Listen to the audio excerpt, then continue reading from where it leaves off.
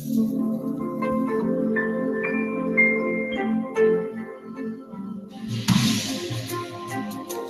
right, once again, you are welcome, everyone. We have 10 people here right now. So this is the song that will lead us into the event. All right, so let's follow the lyrics of the song. Okay, let's pay attention to the words of the song. Thank you. So please, as you are joining, tell us your name and where you are joining from in the comment section. All right. And I will make this world a better place in the best way that I can. When tomorrow and forever comes, I'm staying strong. We are ready. We are people that will make a change. When it's time, we'll take a stand against all odds. We will stand strong, impacting our world, and we will make this world a better place in the best way that we can. When tomorrow and forever comes, we stand strong.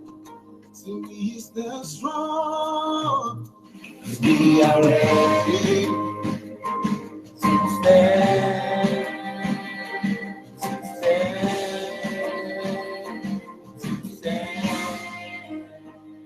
And we will make this world a better place in the best way that we can. When tomorrow and forever comes, we stand strong. And we will make this world a better place in the best way that we can. When tomorrow and forever comes, we stand strong. We are ready. Once again, you are welcome, everyone. You are just joining us. Kindly put your name and where you are joining from in the comment section so that we can give you a shout out. All right. Oluwagbemiga from Futa Campus. You are welcome. It's good to have you here. And then we also have John Daniel from the Federal University of Technology, Akure. You are also welcome. So, and this will lead us into the event. All right. Good evening, everyone. Okay, let me start by saying good morning, good afternoon, and good evening, everyone, from wherever you are joining. My name is Olaboyede Segun Daniel, and I'm the face behind the Make It Make Sense with Segun brand. And I'm so excited to welcome each and every one of you to this event, the Fireside Chat with Segun. And this is the Dear Student series. I'm sure for people that have been following me on social media platforms, you might have been seeing something on Dear Student, Dear Student. So this is like we are bringing it to a bigger space, all right? And before I continue, I would like to give a shout out to our collaborators for, making today's event a success. So I'm going to start by recognizing the Segun organization. Thank you for providing the platform to host this meeting. And for those people that, they don't know about Segun organization, it's a science and research organization that is committed to promoting science education among students across all levels in Africa. They embark on outreach programs, workshops, carrying out events, just to make sure that they increase the curiosity in students and then to be a solution provider to the society. All right. Then the second on my list is the Impact Leaders Club. The song that I just that I played before we started this event.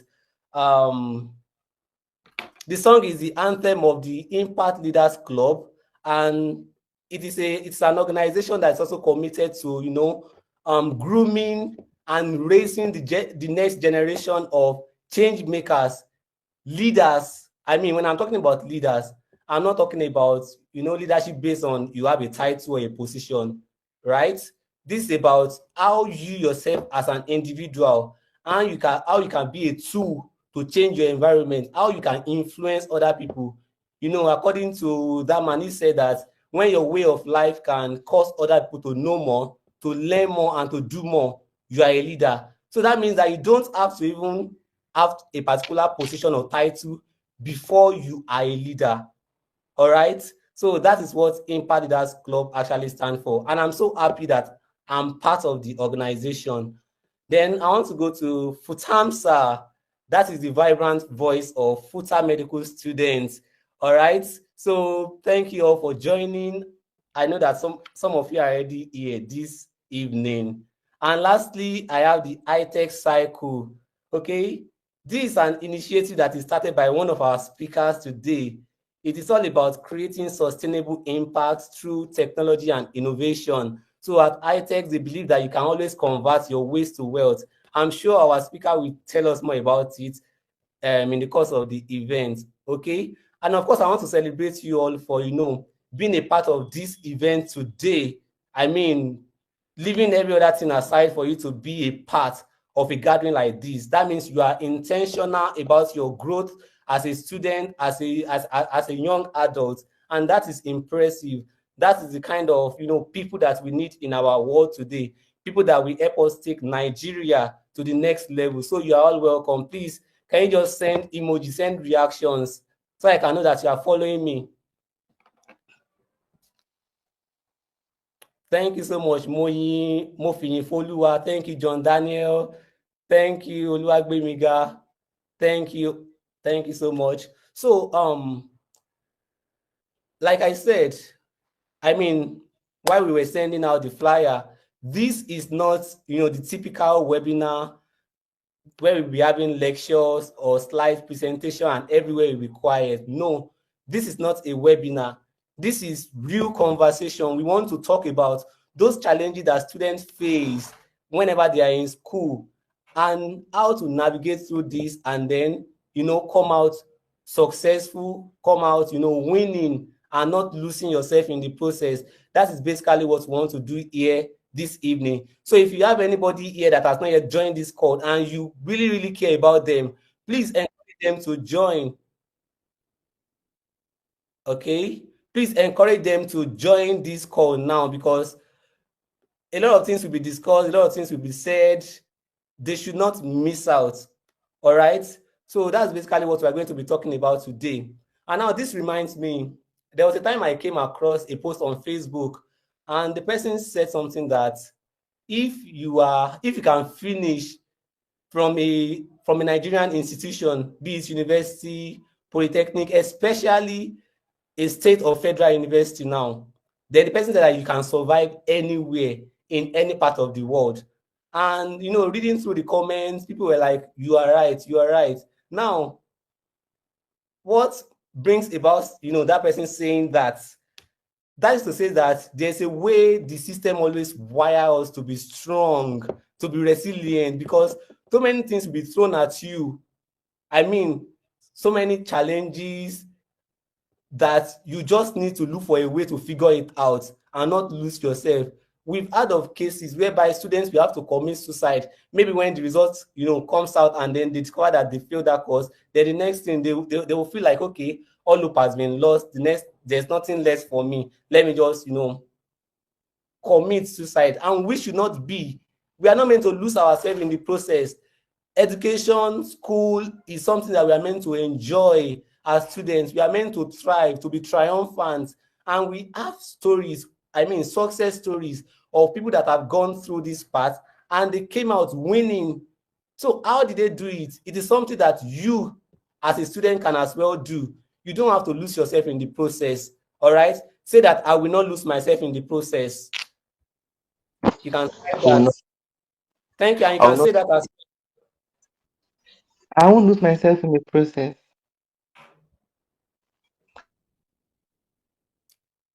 I need more people to respond to that. I will not lose myself in the process. People are not responding. To lose myself in the process. All right, sharp.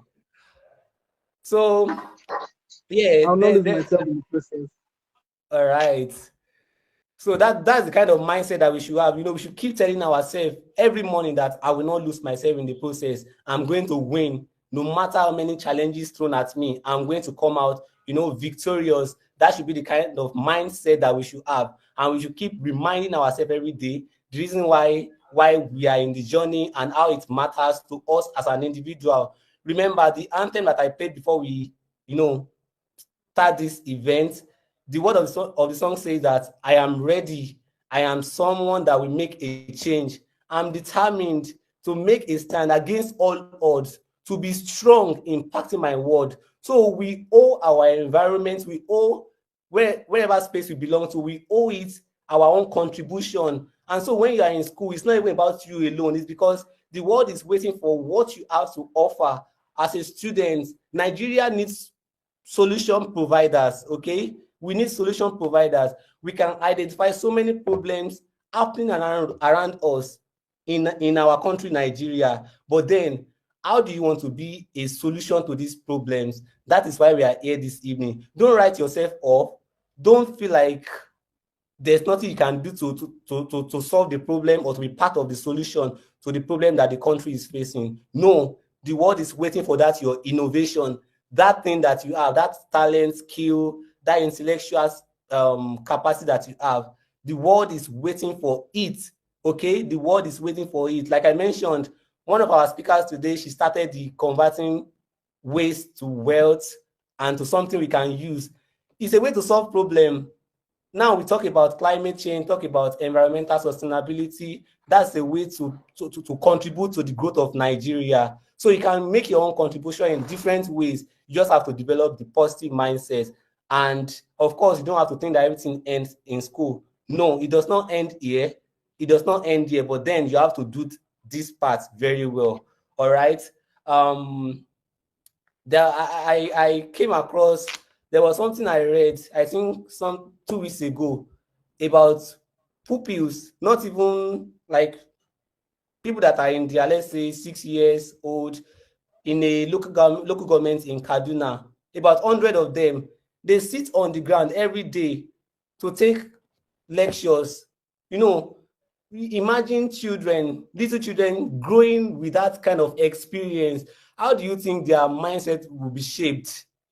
I mean, this is very, very disheartening. It was when government officials went to the school, they now discovered that about over 100 pupils, they receive lecture classes by sitting down on the ground, whereas they have their colleagues that are in a room where there is AC receiving lecture. So all of these things are not actually encouraging. Then there was a case of a student in the last jam that they did. So there was this lady that I think the first time they released the results, I think the performance was low, and then some people actually raised a concern that no, this should not be. Someone even said that he had a sister that wrote the same exam like the previous year and she passed. Then this year, how can she score something this low? So the person, like the person wrote to JAM, and then later on, JAM now came out with a publication that there was a technical error, and before you know it, a lady already committed suicide. Imagine, she already committed suicide. Then they now gave them another opportunity for them to do the exam again. So you mind that kind of thing. People being the victim of bad system. This should not be the case. That is part of the reason we are here this evening, to talk about some of these things and how we can navigate our way through all these challenges. All right. And I even have my own personal experience too. I remember back then when I gained admission to study biochemistry. All right. The FUTA admission letter. Oh, okay. I'm a graduate of biochemistry from FUTA. All right. So the FUTA admission letter was showing biochemistry. Then my JAMB admission letter was showing fishery and aquaculture. How does that even relate? Imagine. So I went with some of my colleagues. It happened to about maybe 30 of us in the department. We went to the registrar at FUTA. Then the man was like, what is in FUTA admission letter? We told him biochemistry. Then he said clearly it is not a fault from them that we should go to JAMB. And of course, we went to JAMB to complain to them. And the next thing is they told us that we have to pay to rectify it. something that is clearly their own mistake, then we still have to pay again to rectify it. So imagine that kind of thing. Technical errors everywhere, ASU strike, so many things that are that are not reasonable, that are not meant to be, but they still happen. So how can we navigate through all of these things? That is the essence of our gathering here today. Okay, so and joining me today, I have invited two champions, okay, who don't just talk success. They've lived it and they are still living it. I mean, they are present right here in our midst. I'm going to read their citation, and then after which I will invite, the conversation will start from there. Okay, then I want to pass this message across, this announcement across to us. Let us be here with our jotter. And if you have any question, just raise up your hand. You don't have to wait till the end of the conversation before you ask your question. This is not a webinar, remember. It's not a lecture. It's a conversation, a fireside chat. So if you have any question, maybe they raise something and you want to, you need more clarity, or you want to make contribution, that's also allowed. So just signify I'm going to allow you speak, okay, to make your contribution. And of course, remember I said iTech Cycle will be sponsoring 2 months mentoring or mentorship for 5 students. Yeah, 5 students. So I don't know how we are going to select those 5 students, but then I believe it will be for the student that actually need it, okay, that needs it. So right now I'm just going to go ahead to read the citation of our speakers. And of course, we are very, very time conscious here. Okay, so I'm going to start with my Oga, BGS. So I'm going to start with Jumbo Vito Wano. I hope I pronounced that correctly. So Jumbo Vito Wano is a passionate researcher and innovator with core interest in robotics. Please, let's keep the reactions coming, okay? Let's keep the room lively. So with core interest in robotics, artificial intelligence, and software engineering, he is driven by a compelling vision to build intelligent robotic systems that operate efficiently in human-centered environments. His work focuses on AI decision-making processes and developing scalable, reliable software architectures to support next-generation intelligence systems. A proud graduate of industrial and production engineering, John Boo combines his expertise, spans SQL, NetCore, Django, Docker, JavaScript that bridge the gap between engineering principles and advanced software systems. At the 34th convocation ceremony of the Federal University of Technology, Akure, John Bull made history by emerging as the best graduating student with a CGPA of 4.96 out of 5.00. His journey exemplifies excellence, resilience, and the powerful blend of academic brilliance and tech-driven innovation. He remains open to collaboration and new opportunities in the ever-evolving landscape of software development and intelligent systems. So with an emoji round of applause, let us welcome John Bull into our midst. Yeah, thank you so much. I really appreciate it. You're Good welcome. evening, So everybody. If you are not joining from Nigeria, good evening, good morning, good afternoon, yeah, depending on your the location. Thank you. thank you so Yeah. much. All right, so I'll Yeah, just my go name is straight. actually Jumbo Victor Wanu. Victor Wanu. Victor Wanu. Victor Wanu.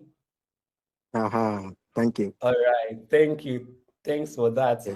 So I'll just go straight to our second speaker today, Udo Esther Idara. I hope I pronounced that correctly as well. He's the founder of iTech Cycle, a brand that is transforming textile waste into sustainable products. A first-class microbiology graduate from FUTA and a graduate of Pan Atlantic University's business program. She combines scientific expertise with a passion for climate action and youth education. Esther has led climate initiatives, organizes recycling workshops, and advocates for eco-conscious living. She's a recipient of the Foursquare Idea Challenge Award, a Wema Bank grant, and a beneficiary of Innovation to Market and Impact Hub programs. On a mission to empower young people, Esther is committed to driving sustainability through recycling and environmental stewardship. So with all the love and joy in your heart, join me as I welcome Esther Udo. You're welcome. I call her Thank the you so queen of. much. Good evening, everybody. Good evening, my boss Jumbo. Good evening to everybody right here. Thank you so much, Segun. I really appreciate. Yeah, you're welcome. All right, so let's just dive straight into it. I'm going to start with. I'm just going to call her Esther. Okay. So I want to start. So now, okay, let's start with the light notes. So when you saw your last report, how did that make you feel? Okay, Jumbo is raising his hands. Yes. Yeah, I think there's a elaboration from your end. So you're having maybe two speakers on or thereabout. Yeah. From my end, right? Yes. You're actually right. I will now.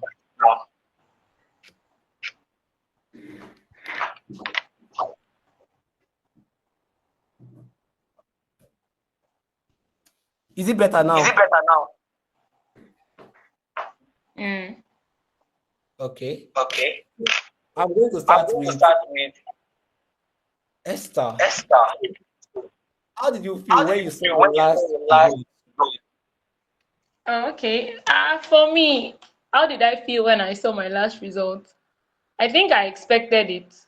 Yes, I expected what I saw. I think the only thing I had in my mind was just, project, knowing that you cannot control what you see based on the fact that it's like an external supervisor. And so it's if your Eda Shanue, you understand, and has mercy on you, it's not really based on what you have written down. But I was so certain that for the exams I would write with my hands, I was expecting a straight A's, and so I was not surprised to see that I was another 5.0. So I expected it, trust me. But I wanted to leave FUTA beyond the grades. I just wanted to leave. It was more of let me just do quick and collect this degree and let me be out of here. I know, right? Yeah. Yes. All right, let's go straight to this. So now the question I want to ask you: a particular set of people. I mean, students gave them. Please, can you mute the mic? Thank you. So, student calls some set of lecturers. They call them a name. They call them sadist lecturer. So now I want to ask you. I want to first ask you: do you believe that there are sadist lecturers?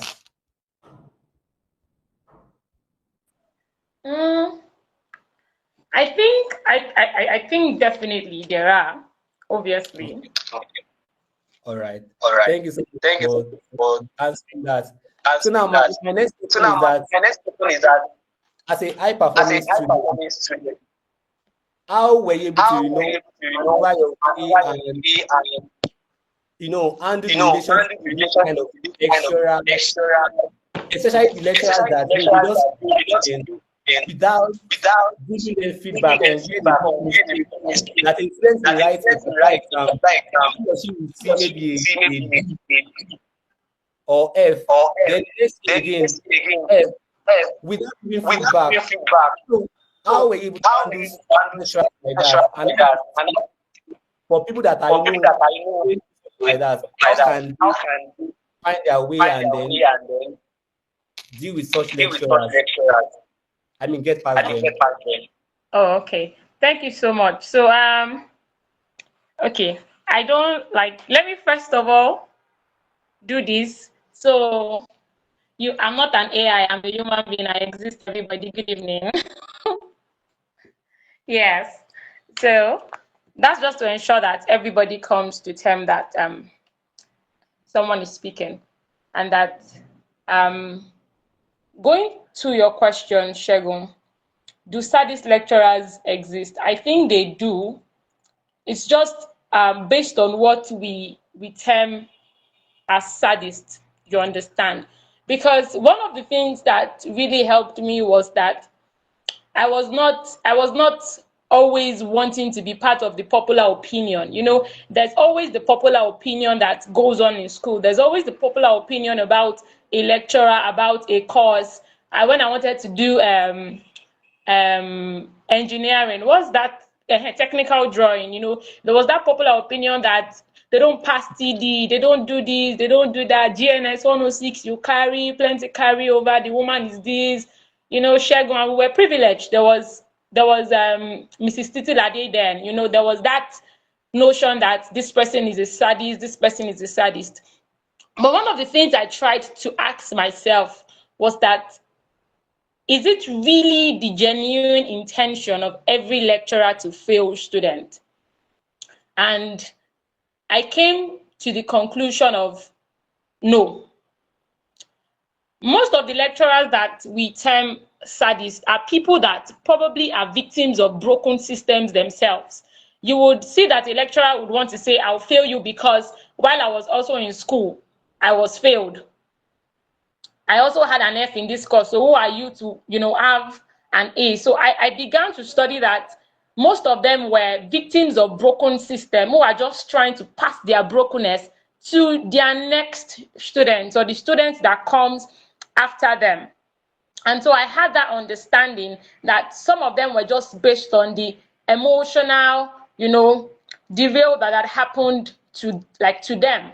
And sometimes some of them is just a defensive mechanism to feel tough. So a lecturer doesn't want to feel like he's soft, he's nice, he's like it's all of that. So he wants to feel tough, he's in control. I'm in this school, I have the final say, nobody else. So it is just a defense mechanism from their aspect to feel very tough and feel like they have the supreme autocratic power over every student. So one of the things I had to do as a person was take away the mindset, the popular opinion, just like I said. Take away that popular opinion from your head that they don't pass this course or this lecturer is like this. I look beyond all of those popular opinion. And there was a statement I always said to myself, even if everybody would never have an A in this course, I, Udo, Esther, Idara, the child of God, would have an A because I have the spirit of excellence resting in me. So I always kept that as a notion. And I remember in my final year first semester, my department changed their method of questions. Like my department would always ask you questions based on what they have taught you. But for the first time as a student of microbiology in FUTA, they asked us questions based on applications. That is, if you're a microbiologist and this is happening in so place and so town, what would you do as an environmental? You understand? Questions like that were not in our notes, that we had not studied, but based on the application. And so I remembered vividly that everybody came out and, everyone was posting that lecturer, we no teachers question where he said, go mark waiting, teachers, slangs like that. And everybody was just posting on their status and giving updates. But I remembered for every of those exams, I came out and I said, I wasn't taught, I have written down based on my understanding, and I know that my understanding will give me the perfect grade I needed for that exam, to pass those examinations. And to be very frank with you, Segun, when the results came out for that semester, it will shock you that particular semester in itself, I had gone to write a letter to my HOD to be exempted from exam because I had lost two people that were very dear to me just a day to that exam. So I had gone to say I didn't want to write exams, but my HOD and some of the lecturers were like, no, now I cannot just take an extra year, that I should just try and write. So I was not even prepared for the exams, but there was just that mindset in my mind that I would excel and I would pass. And sincerely, if I would not lie to you, there were a lot of people that were on first class in my department at that time. Do you know that, like, those people who posted those things, when the result actually came out, it took them from a first class degree to a second class upper? For the first time, students that have never had a 3 point something were having that score. But I remember that same semester, I still had the highest result in my department. And it was not because of anything. It was just because of the fact that I had a strong belief system in my mind that whatever I write, I would excel. So I want, because one of the things I found out is that fear is one of the things that makes a lot of students fail. Not even the exam itself. It is fear of failure that makes a student actually fail. So one of the things I would encourage the students, firstly, is that you take away every fear and you build your mindset around success. When you've been able to do that and you read and study without an interference of what the lecturer said, what the lecturer looks like, what various people have experienced, because another person's failure would not be your experience. Another person's success might not just be yours. Your experience is yours to experience. So experience it without any interference of popular opinion. And so that is one of the things I would say. Study your lecturers, study his patterns. Every lecturer have a pattern. They have a pattern to questions, and you would easily find them in the past questions. So if a lecturer has been teaching a course for the past 5 years or the past 10 years, take the 10 years question and study the pattern. You would always see a pattern. You would always see a repetition of some of the questions. You would begin to understand what this lecturer would set in these particular exams and the answers he is expecting me to give. So take away popular opinion, have a successful mindset, the mindset of a success, and then study questions, study the lecturer's pattern. And I think with that, you would be able to succeed. Thank you. Guys, I'm not seeing. Well, you can. Wow, thank you so much. That was just it. Like you were nailing, hitting the nail on the head, right? So we actually made a lot of points right there. You know, talking about building a success mindset, and you knowing fully well that someone else's failure story or experience should not be your own. No, and then don't listen to popular opinion. You understand? Study your lecturer. It is very important that you study your lecturer. Okay, I think someone asked a question, right? We are going to come to that. I will definitely recognize you. But then let's move to our second speaker. So when coming back to the next speaker, we will take your question or contribution before she speaks. I hope you get that. So to our second speaker, Jumbo. I remember that song back then. Jumbo, my son, I sent you to school. You don't know. No, this Jumbo can actually spell his name. In fact, just name that thing. It will spell it for you. Okay, so the question I have for my boss, of course, I want to start on a lighter note. You know, that moment, that year, when you were called or announced or pronounced as the best graduating student, how did that make you feel? I mean, in fact, yesterday I even went online. I went online to actually like still read. Please excuse me.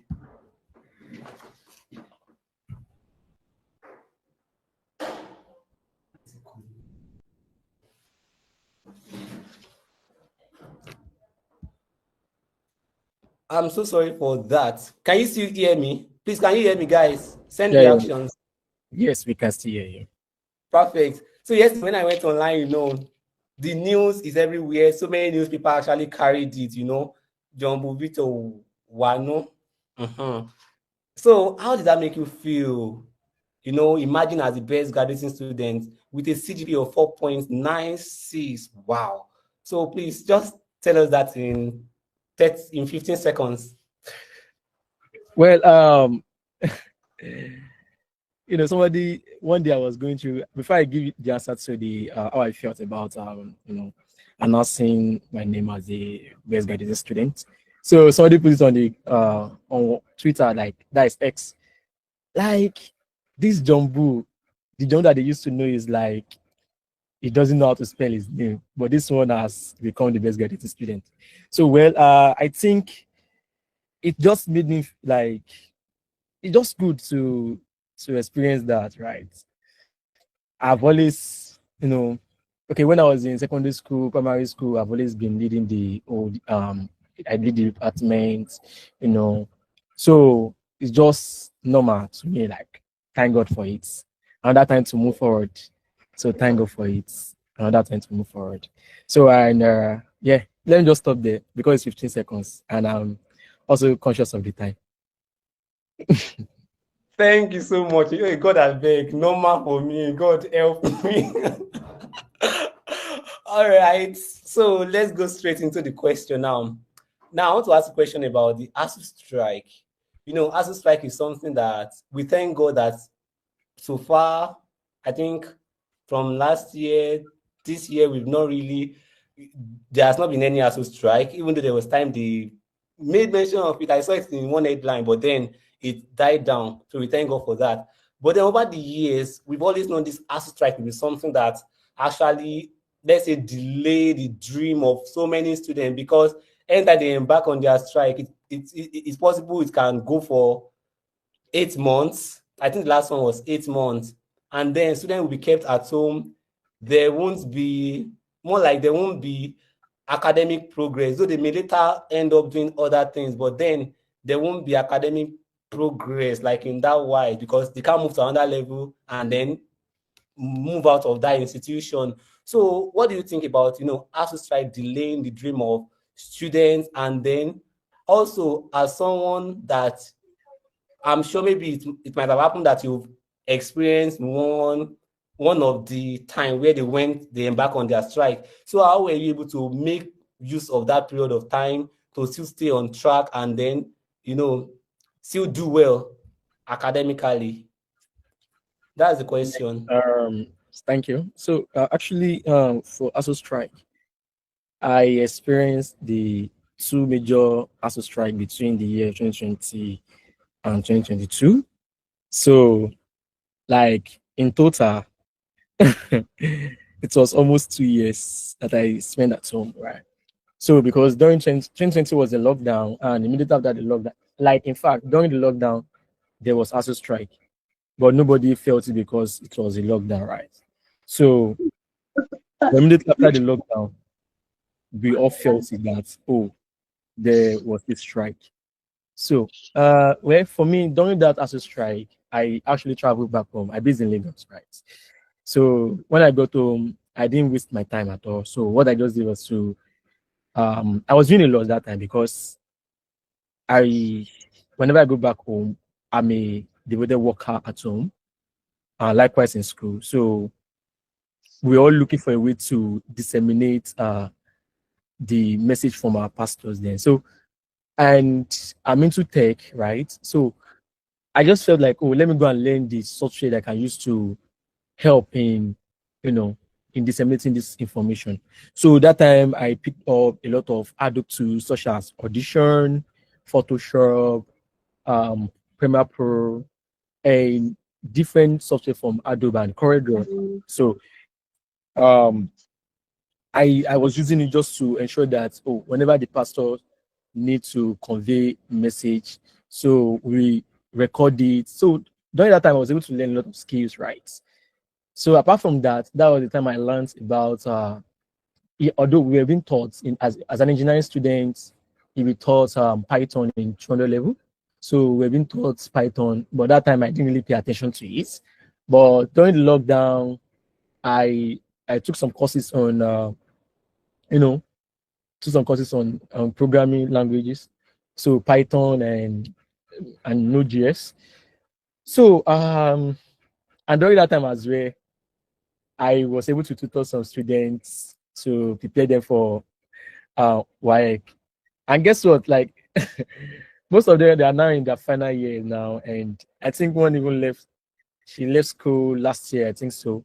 So like 2020 was like a year that I will never forget in my life because 2020 really determined the any life I'm living now. Yeah, 2020 determined it. And I'm able to manage that. Like, number one, I was just curious about not wasting my time. Like, every day I wake up, I will ask myself, Jumbo, what have you achieved today? And what are you going to achieve? So at the end of that day, I will ask, have you achieved anything? So that has always been in my mind, that I want to achieve something today, either by impacting lives or by learning new things. So I think that was 2020 and 2021. So 2021 was closer to the time I'll go for my internship. So during that period as well, I was learning programming language, and by the time I'll be going for, of course, like, we have not read anything from school because I've never resumed back to school to get the letter for internship. So, but I, through the connection I have, so I reached out to some of some of my let me call them my mentors. So, and I was able to get an internship opportunity at Flutterwave. So that's how I started my internship in 2022, and that's how everything started. And yeah, I think that described my strike, how I spent the period. So basically, it wasn't on, I wasn't reading for school again. I was just basically reading to, to live. Let me use that word. All right. Thank you so much for that. Thank you for sharing that with us. At least I was able to pick that. You said you learn a skill. You said a lot of things, but then you told us that you learn a skill. So this period, or whenever there's maybe a short break or a long break, we can always, cultivate that period to learn something that will improve us. Yeah, so that we won't just, be there, not doing anything, and time will keep going. All right, time will keep going. So we should try and learn a skill. And he mentioned that he has a mentor. He was able to reach out to his mentor, and then they connected him. I mean, they gave him opportunities. So mentorship is also very, very important. Have good networks. Have good networks. That is also very, very important. As one hand was raised, David, do you have any question or contribution? Yeah, actually, I do. Good evening, everyone. Yeah, you go ahead. Okay. Actually, I about what he said 2020 made an impact in his life, and that was the period you realize whom he is currently right now, and the footstep he has takes along as well, and the improvement he has, had up to himself. I mean, that's very good of you, John. So, my contribution to that part that he said we have to learn one or two skills. So, right now, I want to suggest that the fact of, or the process whereby you'll be learning one or two skills. Are you suggesting that is it going to be Jumbo that will be in charge of the skill learning part, or it will just be a random, contribution to just, whenever or whosoever that have one or two to share, or whosoever that has a different skill to, to like take people?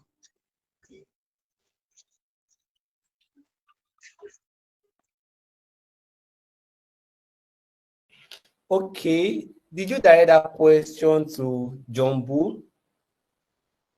Or was I? Actually, I was emphasizing on everyone Oh, initially. okay. All right. Thank you so much. I think we get that. So now, still talking about learning skills, learning skills and doing something that will bring us back to our, let me say, first speaker, right? That's Esther. So now, I'm very much aware that you ran a business while you were still in school. Okay, you ran a business while you were still in school.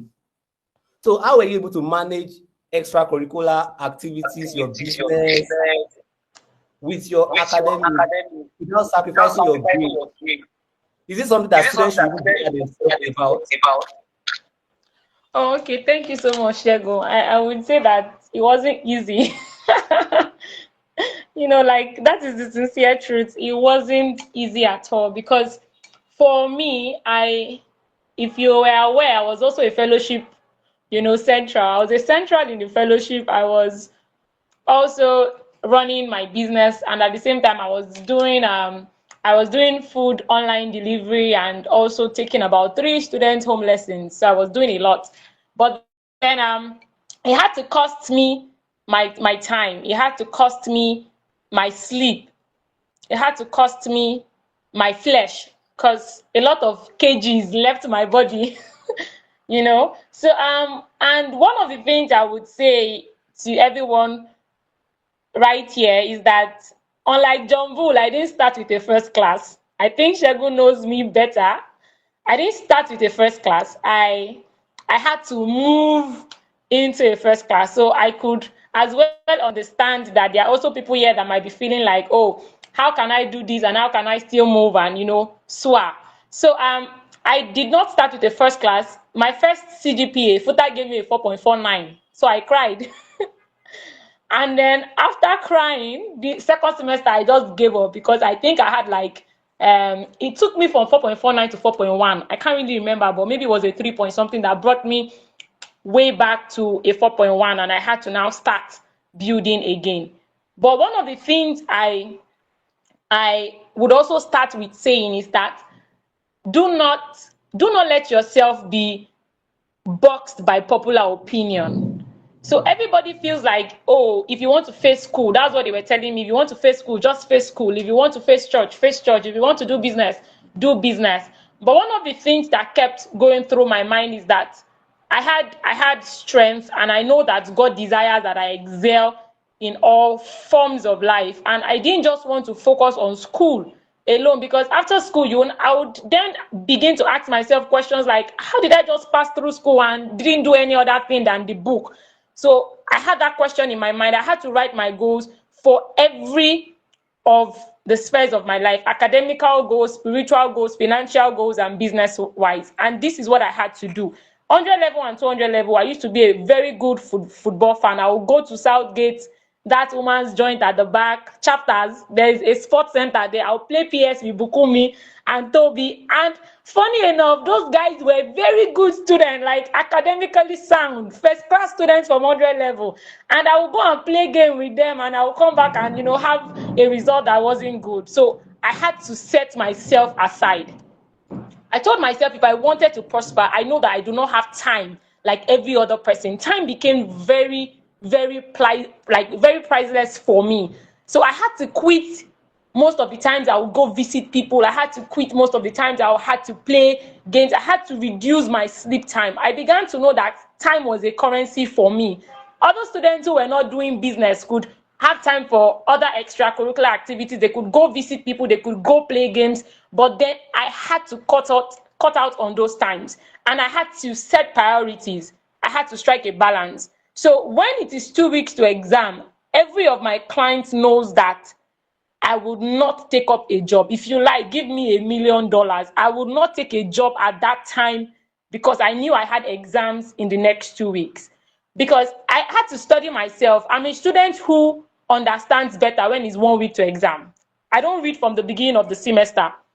If I read from the beginning of the semester, I'm wasting my time because I would forget everything before the exam day. So I decided to use those early parts of the semester to do my business, to run different things I had to run. Unlike I had another friend, Elizabeth, my very good friend. If she reads 2 weeks to the exam, she was going to fail. So she will start reading from the beginning of the semester, 30 minutes or 1 hour daily. But me, I didn't do any of that. I will play games, I will do my business from the beginning of the semester. But 2 weeks to the exams or that mid-semester break, those breaks in between, that exam-free week, you would never see me outside. You will not even see my daylight. I would read for the 1 week and probably sleep 1 hour in all of those days. My eyes would be red to exams because I understood that that was how I could assimilate, and it worked for me. So I just feel like that is what you can do. If you want to do business and do every other thing, set a balance, set priorities, know your strength, know your weakness. Do not compare yourself with another student because you are different from another student. Your assimilation level is different. So understand yourself, so that you can succeed at what you do. You can succeed in all of it. Thank you. So where are the reactions, guys? Where are the reactions? Thank you so much for that. You said something that understand yourself. Now look at it. She said that when it's 2 weeks to exam, then she will pick it up and then she will not allow any distraction. When it's already 2 weeks to exam, it's possible you see at the beginning of the semester maybe collecting jobs from people, playing pay, be like, this person is not serious.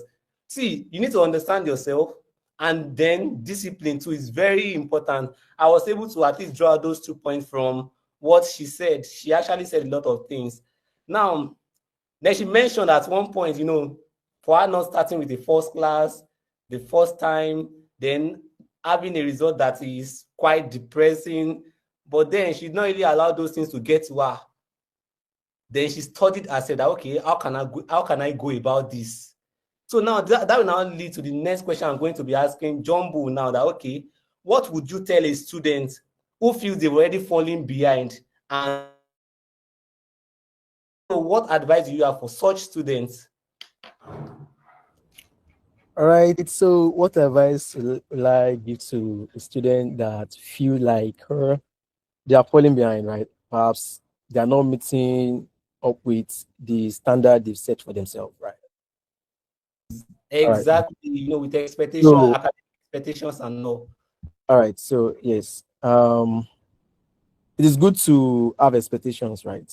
It is good to set standards, but it's also good to always have at the back of our mind that most times life can give you some things that you didn't really prepare for. So, how do I put this now? So,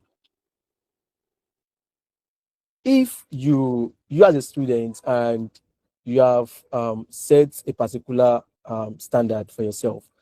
Okay, when I was in under level, I told myself, like, I prayed about it. I can remember that time I was at the volleyball courts. That should be towards the North Gate. So in the night, and I was praying. I was like, God, this is everything. This is everything. And I was telling God that night that, God, I don't want to go below 4.80 as my CGPA every semester. Yes, that was what I said that night. And I prayed about it. Like, I was intentional about it. That, yes, I didn't want to go below this. And to the glory of God, I didn't go below that. So that was the standard. And I'm going to tell you, like, it wasn't easy. You can only see the vision. You can only see the goal. You can only, see it from afar. But the process is very, very tedious, right? So what I'll tell you is this. Number one, believe in yourself that you can still get to where you want to get to. That is one thing. And put your trust in God. In fact, don't trust yourself. Only put your trust in what? In God. Yeah, you can believe in you, like believe in your capacity, believe in, like, yes, Esther was saying something about her first semester exam when the results was out. She cared about it, like she knew her capacity. So that is why she was crying. You understand? In fact, okay, let me just you.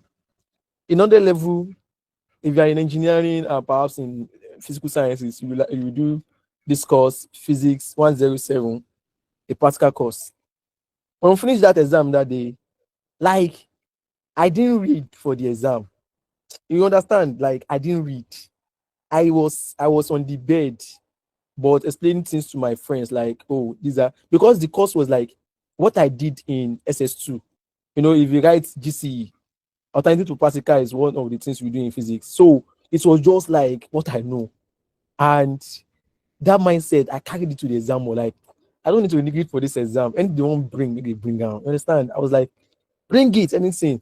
I got to the exam. Or I sat down, wrote the exam perfectly, but I was writing, nonsense with courage and confidence.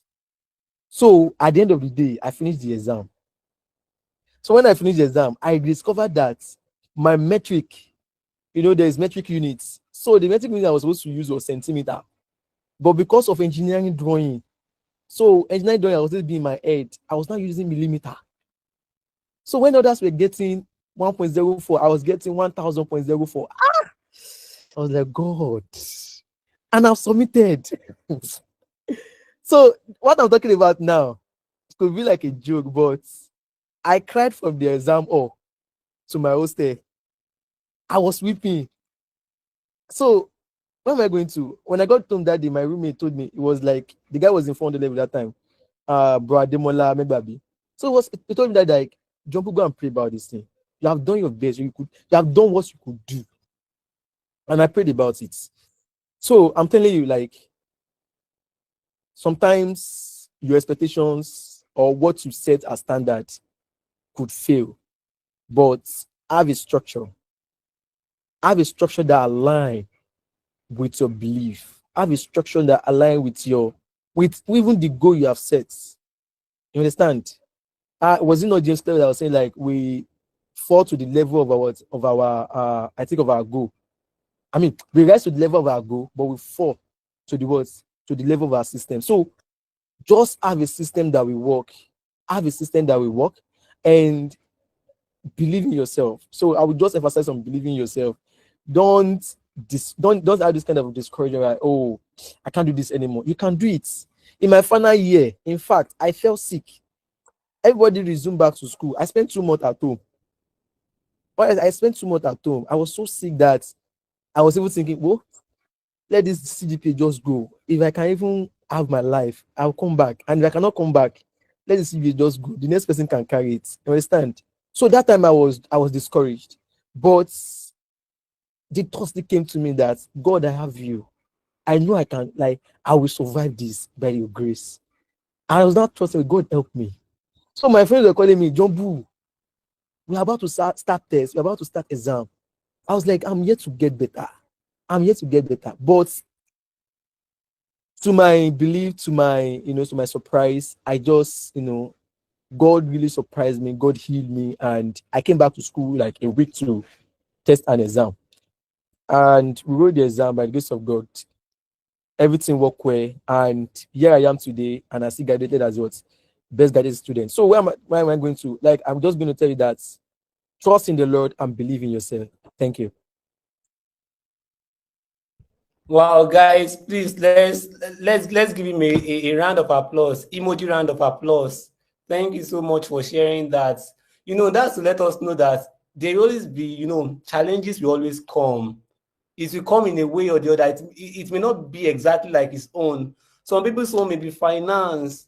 There will always be a challenge. One thing or the other will always happen in this journey of being a student, of being in the system.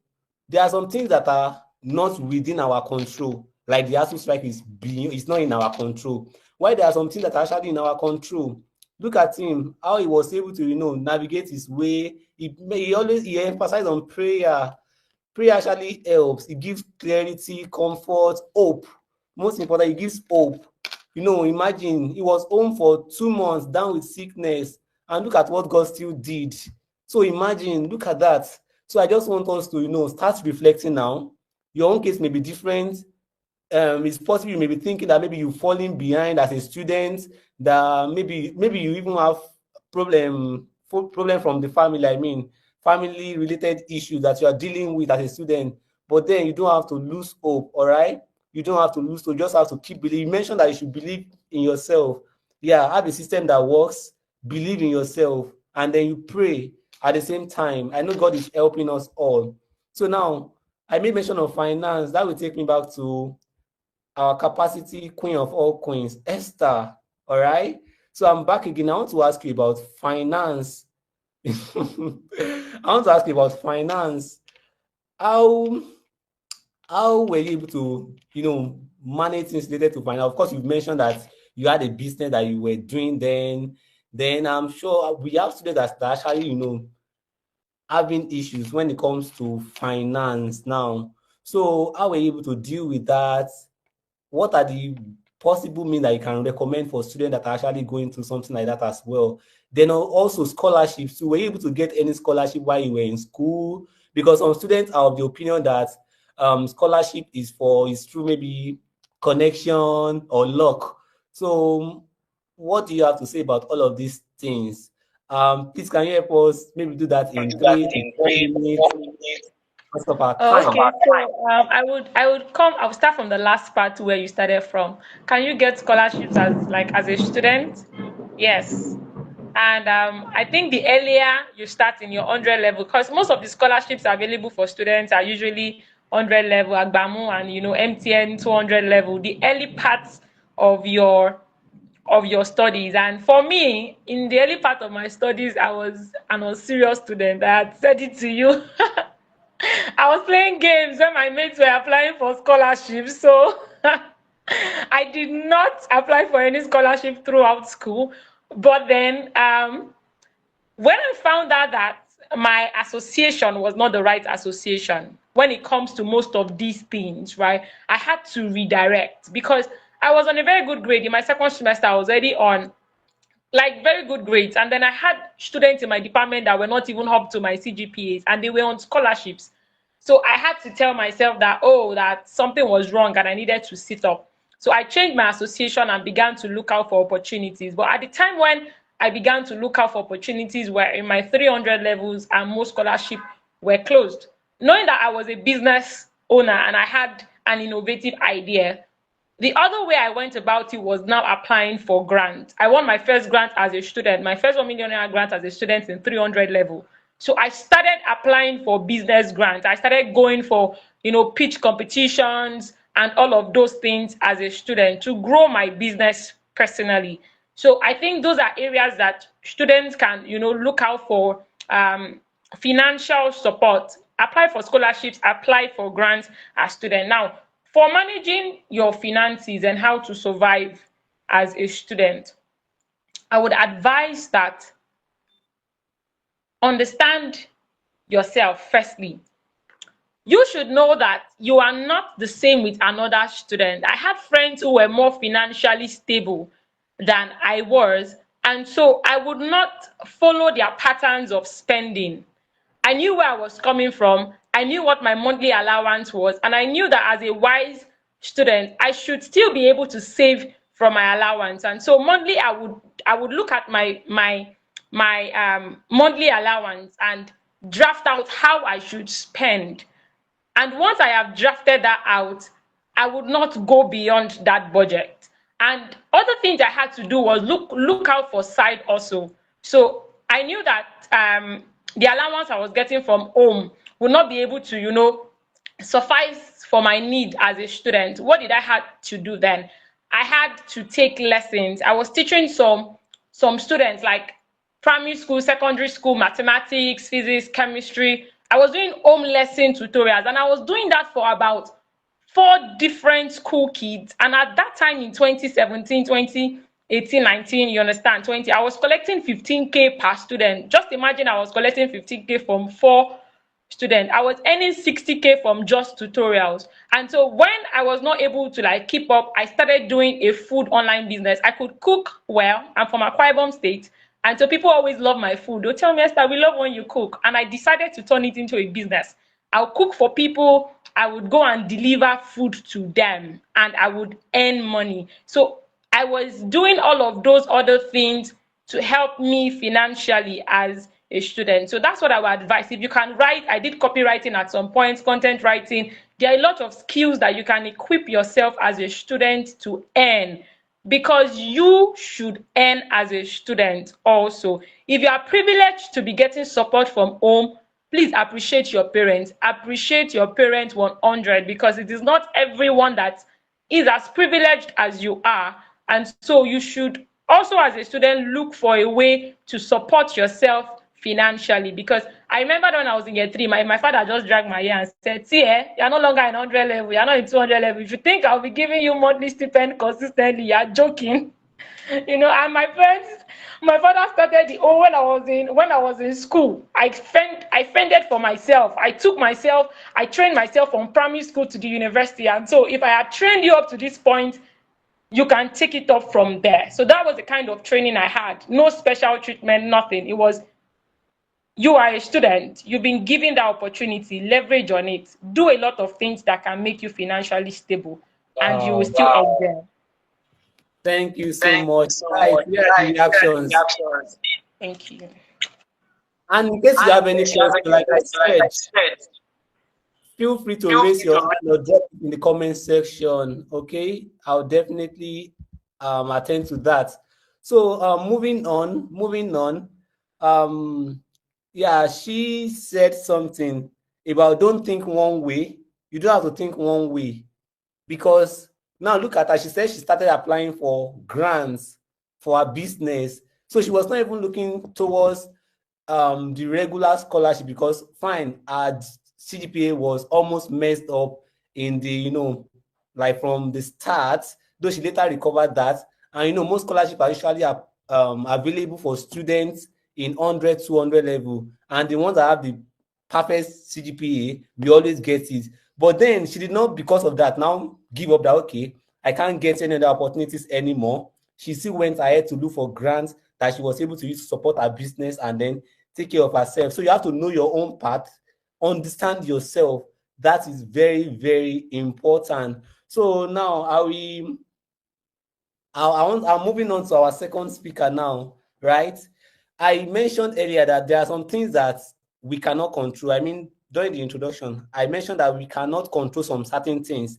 They are like from the government or from the school. Why there are some things within our capability that we can actually control. So now we want to move on to some of those things that we cannot control.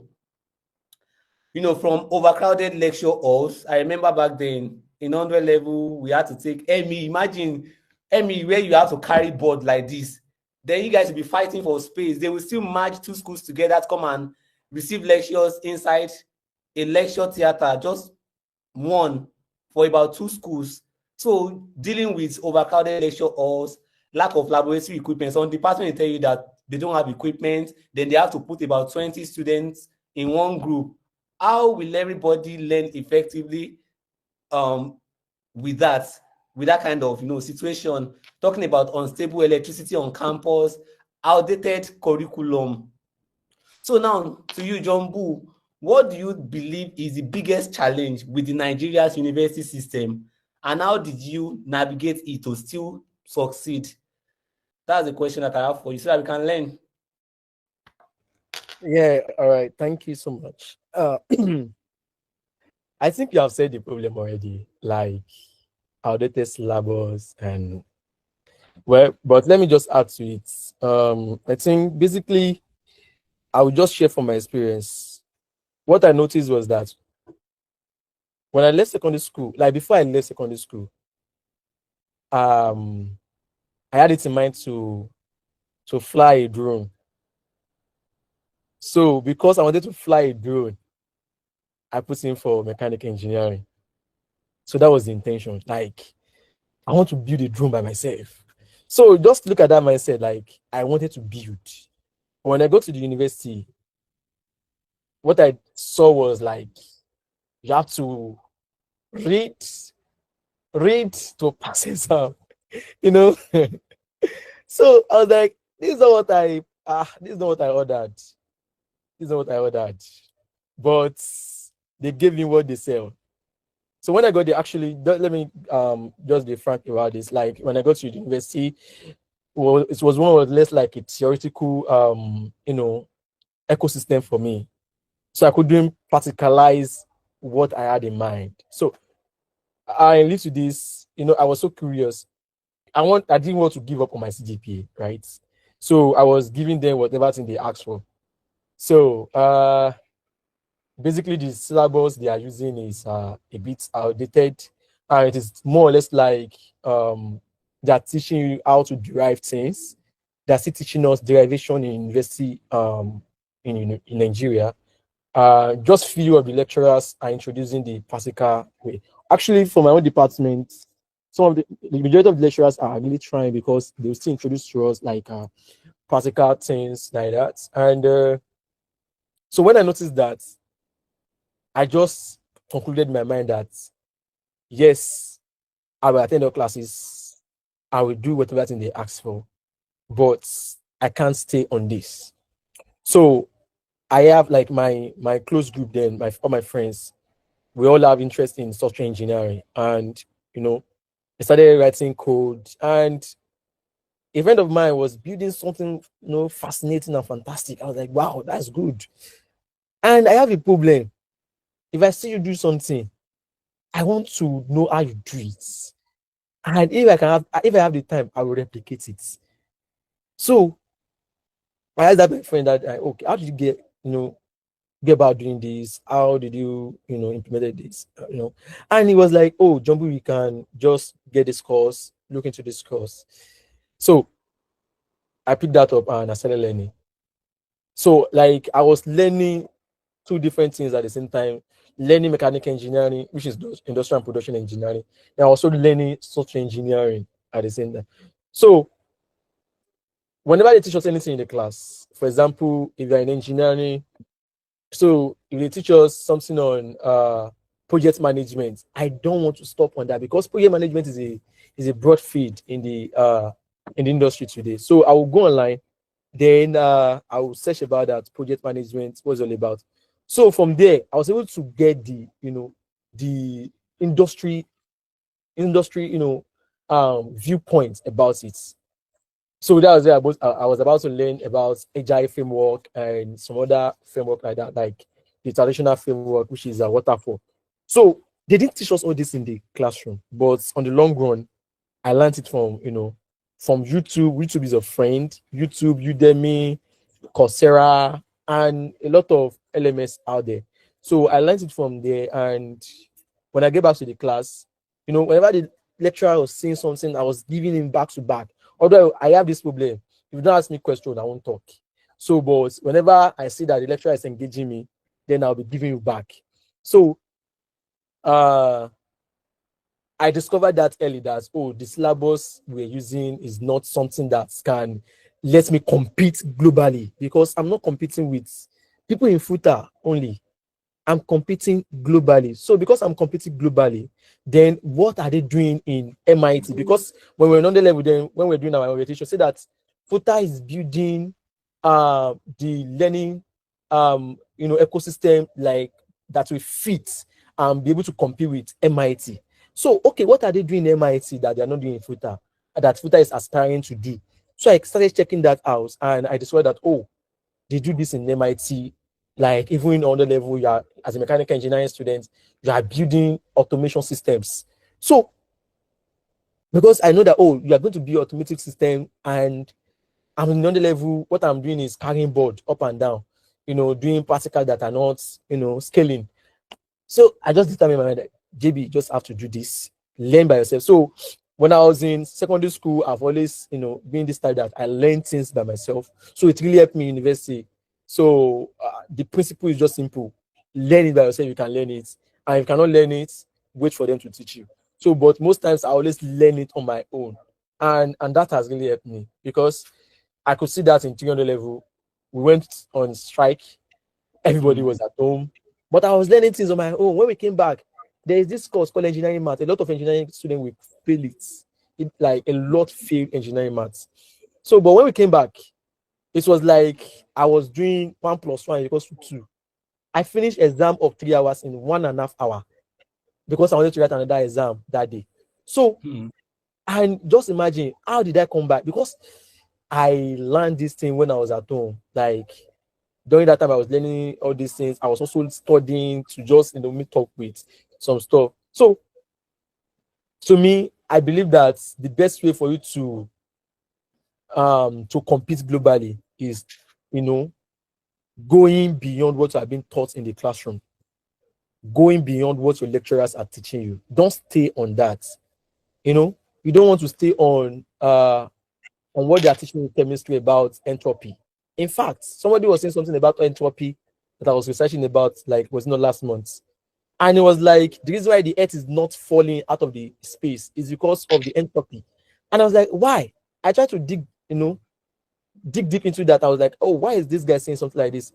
So let us go beyond what we're being taught in the classroom. Let's go beyond what is inside that textbook. Let's go out there and check what are the new things there. Wow. Because what we are now is not a word of your textbook, it's a word of solving problems. There are existing problems out there. So what is Yeah. this they are bringing to the world to solve this problem?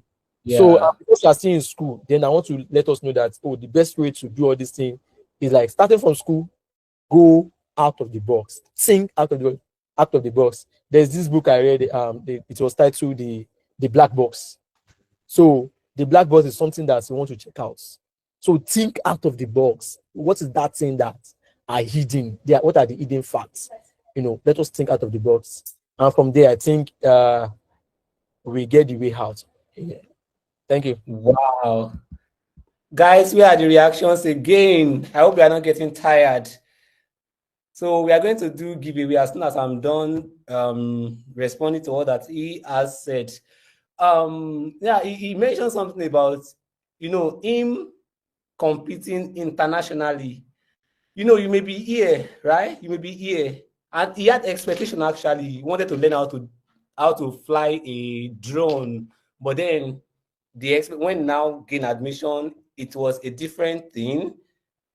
It was more of theoretical knowledge, and it's someone that is competing internationally. You understand, and he has a problem-solving mindset. He's not just limiting himself just to the textbook. He wants practical knowledge, so you don't have to put yourself inside the box. And as a student, you have to just compete internationally. It's not like you are doing competition with everybody, but then you are thinking globally. How whatever you are going to come up with will be of global relevance, something that can compete internationally. That should be the kind of mindset that we should have. And in whatever discipline that you are in, just name it, in any department that you are, or any course of study, just have this mindset that, okay, I am competing internationally. I may be here, I may be here right now. I may be in this environment, but then I want my voice to be heard internationally. I want my innovation to be something that people will be able to reckon with internationally. So we can always have that kind of mindset as students. So I think that is very, very important. So let's run giveaway before we go into the last few questions that we have. So the first person to type in the comment section the name of all the four sponsors that we have for this event, then you're gonna get airtime giveaway. Let's see who's doing that in the next 3, 2, 1, 0. All right, I'm in the comment section now. Nobody. The sponsors or the collaborators for this event, anybody? Okay, I think we should keep our giveaway. The first person. All right, we'll be waiting for that first person. So I think we should just continue. All right, we're almost done actually. They are actually 4, so we need all the 4 like together.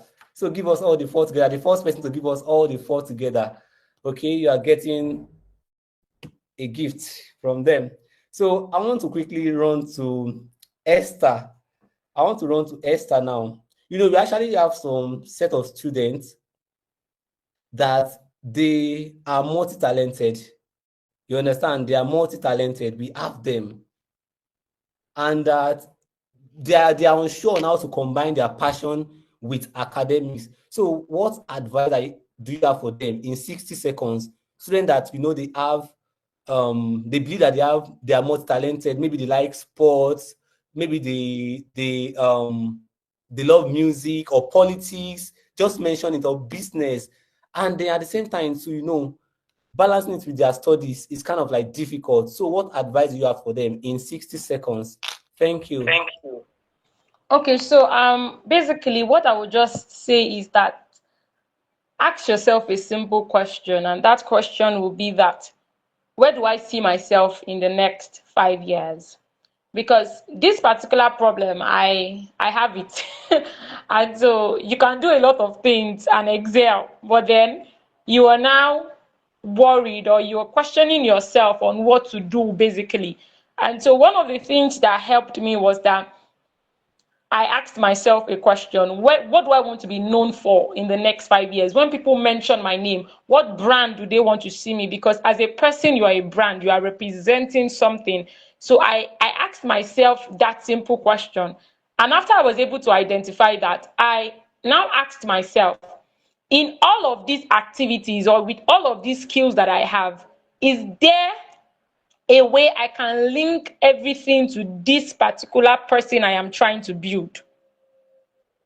So I look for how I could connect all the skills to what I want to be known for. And so by the time I saw that I could connect some of these skills, I joined them and I decided to go with a particular thing. And so I came with a conclusion that, there's this saying now, jack of all trades, right? Master of none. But we don't complete that saying, and that's where we always have that mistake. Jack of all trade, master of none, but most times better than the master of one. But how do we achieve this? Because I would use a candid example. I am in the fashion space as a person also, and I look at people, for example, like Vicky James. When they mention Vicky James to you, what comes to your head is this is a fashion icon because she has built a brand around fashion. But it would amaze you to know that Vicky James has over like other 4 businesses that she runs apart from the fashion brand. So the solution I found as a person, and I'm going to share, is that build yourself with one thing. Build your name, master a skill that when they wake you up in the morning, they call you, let them know that you are the best candidate for that. Then after you have built that brand and people can trust that particular skill that you have, you can now spread your tentacles because you have been known for one to excel. People can now trust the other skills that you have without doing too much.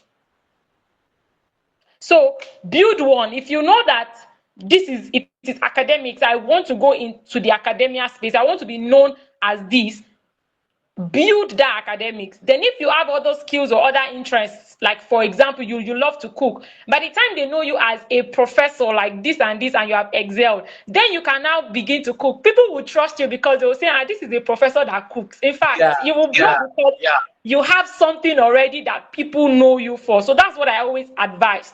I want to be a climate enthusiast, and I also have a business that I run. This year I had to ask myself, if I wanted to study in my further studies, what would I choose? I wanted to do food or whatever in the past, but I came to a conclusion that I run a business in the climate space. Everything I talk about is waste. So why don't I do environmental microbiology? And even if I have interest in public health, I began to see that, I can link public health to the environment. I can link food safety to environmental health. And then I can still build the brand high-tech cycle because all of them are now in the environmental space. And so when I have built that brand, I can now go back to my kitchen business because people will trust that if I am saving lives, I will not kill people with my food. Right. So build a brand, be known for it, then you can spread. That's what I would advise. Very powerful advice. Thank you so much for bringing clarity to that. So I believe we can all hear that, right? So, she said something about where do you see yourself in the future? You should answer that question, number one. Then what are you most passionate about? That if they wake you up today, that, okay, come and do this for us, you will do it effortlessly. Then those are the questions that we need to answer. Those are the questions that we need to answer. And the queen of all queens, I'm still not done with you yet. I want you to quickly answer this question, then I will move on to Jumbo, then I'll ask the final question. All right. Then also for the giveaway, I believe we have a winner already. John Daniel, I think, was able to put all of them together, 6:24 p.m. The first person that answered it only said Sign Kun. Then John Daniel answer came. And John Daniel is not Science Kun. It is Sign Kun organization. But then you won yourself that prize. So by the end of this program, this event, please reach out to me on the group. All right. So let's move on. So now I have this question for Queen Esther. Oh, thank God we have a Queen Esther in the Bible, and she's making her proud right now. Okay. So my question is that, is it true that mindset can contribute to someone's academic success? I think something that I know every conversation we've been having has been revolving around oh God, I have to say that again. It revolves around mindset. You've been mentioning that. So I want to ask you directly. Do you think mindset contribute to academic success? So please, can you help us with this? 45 seconds. 45 seconds, I've gone like this over. I'll be quick. So, can mindset actually contribute to one's success? 100. One of the saying that I've always held as a person is your attitude determines your altitude. You understand? Your attitude. You are as far as what you can see. You are as far as what you can see. So I would be so frank with you, and Segun knows. I have 4 female friends in my department: me, Elizabeth, Rose, and Aminat.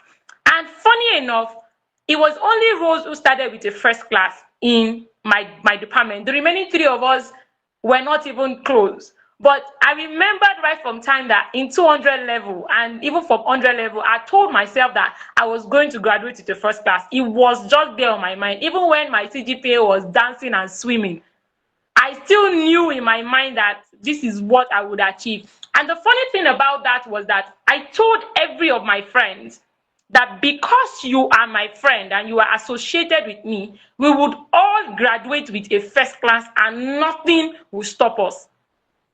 At the beginning, my friends were like, is it possible? Hey, see our CGPA.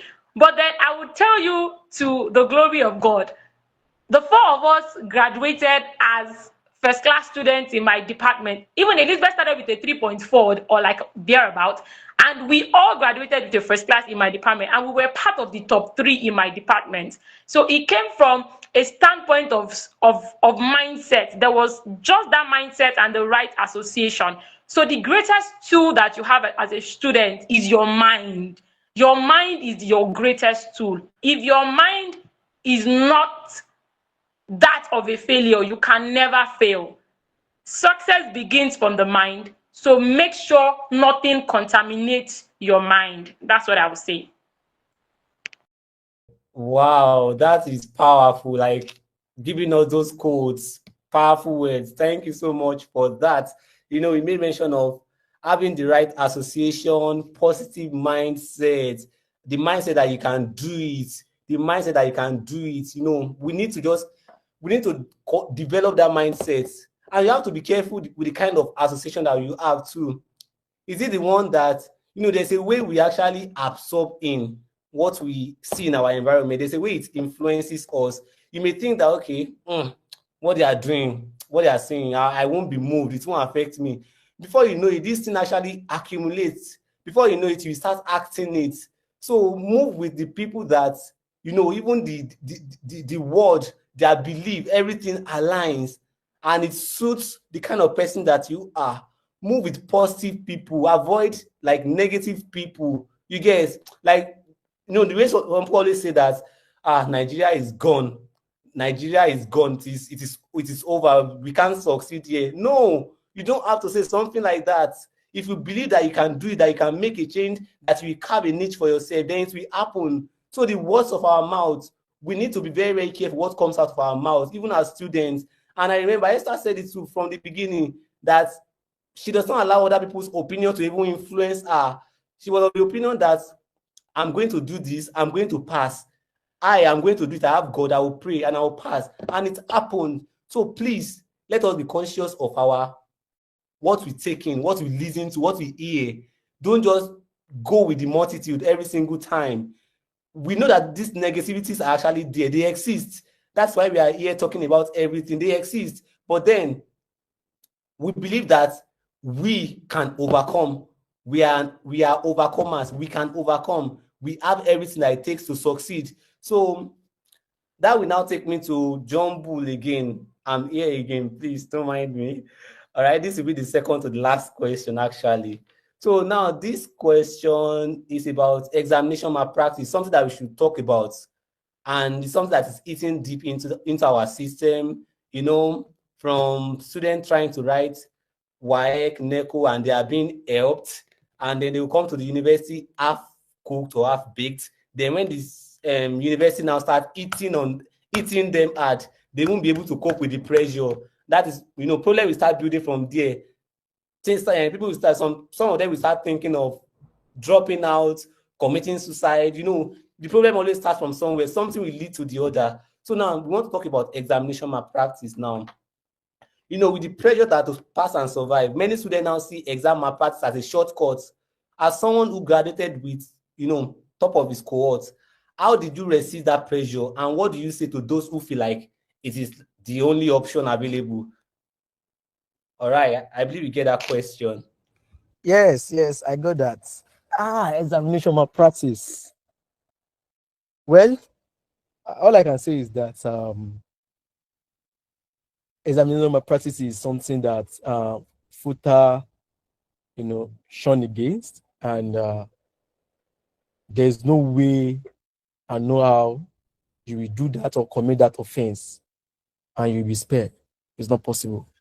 So I will not encourage anyone to engage in such acts, even if you're under pressure. Just resist from it. So as for me, I've always told myself that anything that is against the law, I don't want to be found doing it. So if this is the law, then I'm not interested. If Apostle was saying it, that,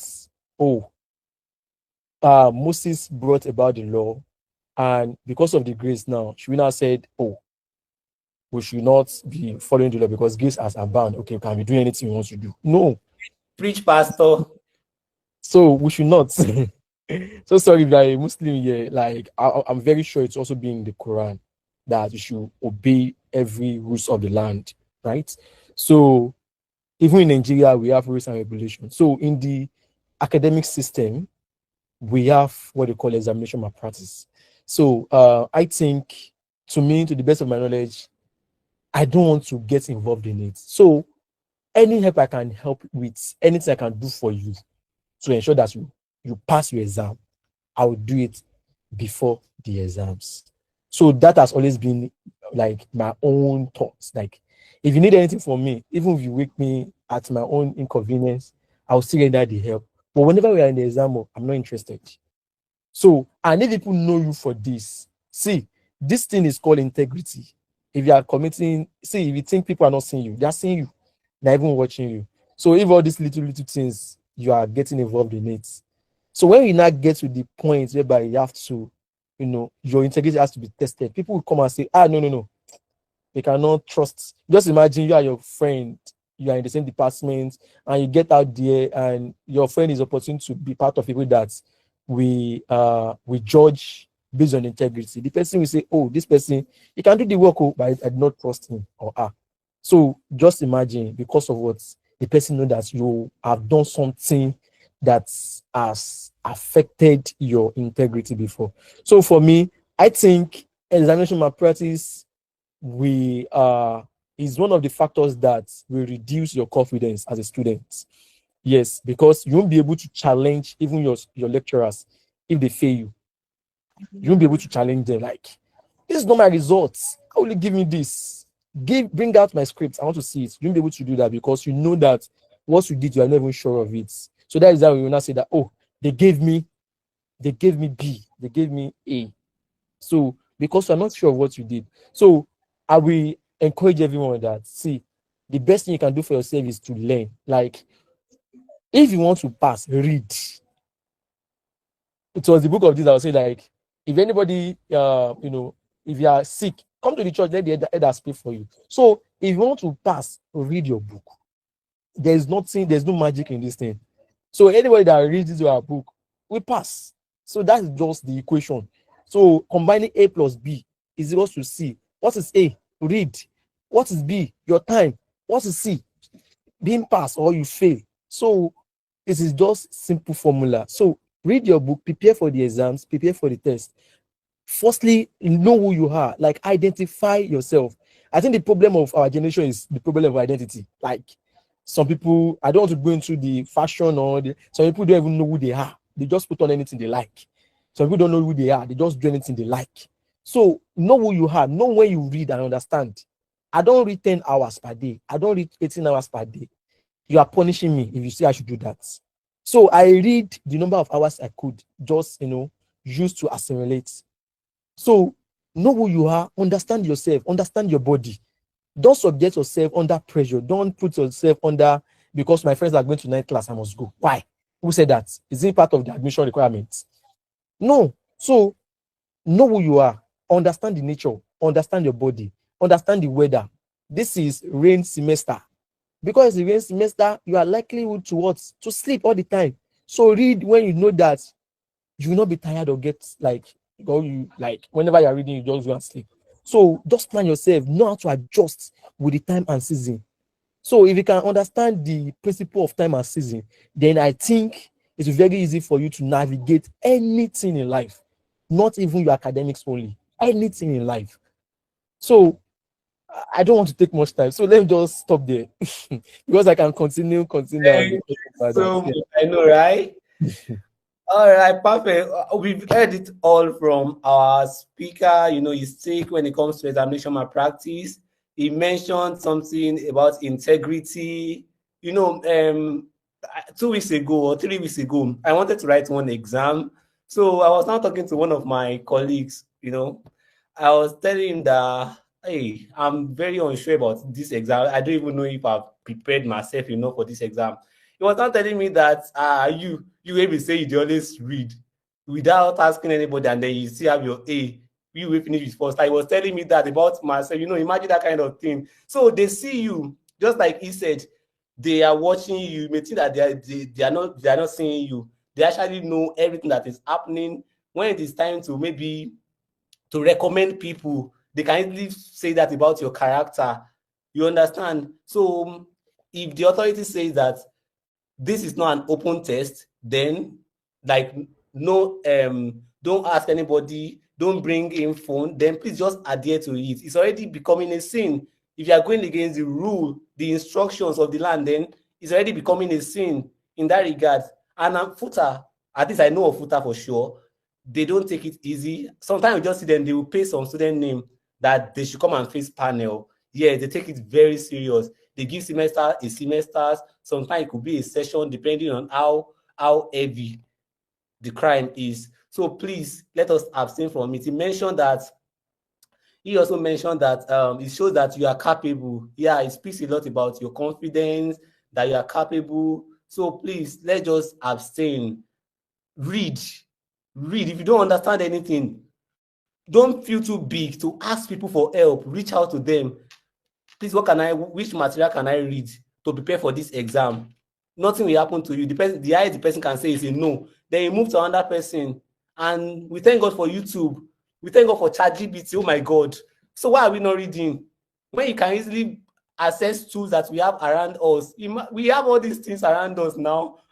Why are we doing this? Don't let me vex for you. All right, that was on a lighter note. Okay, so I want to move to the final questions for our speakers today. Honestly, they brought their A game. Of course, I was not expecting anything less from our speakers. Thank you so much for all the encouragement, for sharing your experience with us. But then let's wrap it with this last question for both of you. Then after this, we move into the spoken word. Then after the spoken word, we'll call it a day, right? Or a night. So I will start from the queen of all queens, Queen Esther. So what is one piece of advice now or message that you have for every Nigerian student as we wrap up? Then John Bu will also speak on that as well. Then we move into the spoken words. So Esther, the floor is yours now. Okay, so sorry, Shagun, my advice is no one. So basically, I would first want to say that for every Nigerian student, there is a place for you, and there are opportunities for you. Trust me, for everything you want to do in school, from financial aid to various exams, the opportunities are out there. But one of the disturbances I always face is that students are not ready to search. So if you want to get gold, you have to mine. So search for those opportunities that are hidden so that you would not, lose those opportunities. There are a lot of opportunities. Even as a student, you can decide to do your internship abroad. There are a lot of opportunities. Just search for these opportunities. And secondly, I want to also mention something that just came to my spirit. Sorry, I'm a spiritual person. So as you were talking, something dropped right in my spirit. For every student that read, because when it comes to academic excellence, I notice that it is not who knows how to read best, because I have people who read hours than I did in school and still were not passing. It's either they were going through things that will make them forget, or probably they have not just understood, success in that particular area. So if you are a student who tries to read and you forget, one of the basic things I would advise you to do is that before you read, pray more, obviously. And secondly, understand yourself. Understand how you can assimilate. And if you know that you are having struggles assimilating, it is not a crime to ask for help. Because one of the major ways you can lose your blessings or your helper is familiarity. That best student in your class, sometimes you feel too proud to go and tell the person, help me, or shanu me, I cannot do this. If you know you want to succeed, find every means to get it. If it has to be that you build relationship with people that are up there, please do that. And appreciate people that are up there. Segun, I'll tell you something in my 200 level. While I was praying to God a particular time that I really needed to succeed, what should I do? God told me something in the place of prayer. He said, Esther, do not join the group of people that would speak ill about those that are leading your class. Secondly, before you pray for yourself, pray for Praise Irabo, pray for Omede Marvelous, pray for Precious. Those were the people leading my class at that time. Pray for them before you would pray for yourself. And the third thing he told me was give them gifts. Give them gifts. Like, they don't know that I was giving them gifts based on instructions. Like, I was doing things, I was checking up. Precious, have you read? I was doing all those things based on instruction. And by the time I did all of those things, the Holy Spirit told me then that you cannot attract what you don't appreciate. So if people are succeeding around you, learn not to be jealous, learn not to be intimidated. Appreciate those students who are doing well, because the more you appreciate them, the more blessings rubs up on you. And I'll tell you, after that semester I did that, I had a 4.9. It was the highest in my department. After that semester I did that, that was my breakthrough to start having that result. And it kept coming and coming. At a point in time, most of these students were even like, Precious was already like, I'm tired, this first class, I don't want it. But I kept on encouraging him that you started with it, you would get it till the end. And it was not just because I was just being nice, it was based on instruction. So academics is more spiritual than physical. So if you want to face it physically, make sure you also have a God, because it is a God that is the head of those lecturers that are marking those scripts for you, that are setting those questions for you. So if you know the God that controls them, you can control it in the spirit before the physical. So that is my advice. Thank you. Hey, see advice, Omo. Yay, I've learned something today. I mean, I've been learning, but then the part of the prayer, in the place of prayer, you get direction on what to do. I've always known that prayer gives clarity. Gives clarity, but then you said something right there that actually touched me. Wow. Let me just allow Jumbo to speak, then I will say something later. All right, you have the floor, sir. All right, thank you so much. Thank you, Esther, for those words. And I also just joined to this, like, firstly, everything we have said today, do it. Everything you have heard today, learn from them. And I believe that in one way to go far in life is that you really need people, as we have been emphasizing on since money. You need people, you need good network. Because somebody said that your network determines your net worth. So I want to resonate with that point, that people you move with control who you really become. Yes. If you are moving with the street guys, you behave like the one like you're moving with. If you are moving with professors, you always be aspiring to, to have a PhD. So so I believe that we should just ensure that we are in the midst of people that will help our life, that will transform our life. Don't be a parasitic organism to others, and don't be in a parasitic relationship with others. You understand? So we should just ensure that we are helping one another. And another thing I'm going to talk about now is that in one way or the other, to me, like, I've not always been a fan of read. No, I don't like reading. Yes. You may not believe it because I have 4.96. That's true. You may not. But I want to confirm that with you, like, I don't like to read. All I love to do is to ensure that I'm doing the right thing. Am I doing the right thing even this time? So always ask yourself that question: am I doing the right thing even at this time? So what you're asked to do in school, you're asked to do in the department, are you doing it, and are you doing it in the right way? So if you are doing all those things, there is nobody born a genius. There is nobody born a genius. Everybody grew up to become who we are today. Yes. And in fact, everybody is born excellent, because according to the Bible, we are all born like perfectly. You say we are created, wonderfully created and beautifully made. So because we are wonderfully created and beautifully made, so it simply means that nobody is born a failure, nobody is born, like a substandard human being. No, nobody is born a substandard human being. So just ensure that you are maximizing your time. You get much more closer to God, as Esther has said. In fact, I'm not supposed to be telling you that if you are a religious being. So get much more closer to God and change your orientation, have the right information, and ensure that your association is fantastic and something you can always be proud of. Thank you. Wow, thank you so much for that. Thank you for inspiring us with those words. I mean, I've been writing down points. Okay, so this is what will happen. We've come to the end of the program actually, but then we still have the spoken words, which I want everybody to at least be part of, because it's something that will actually speak to us as well.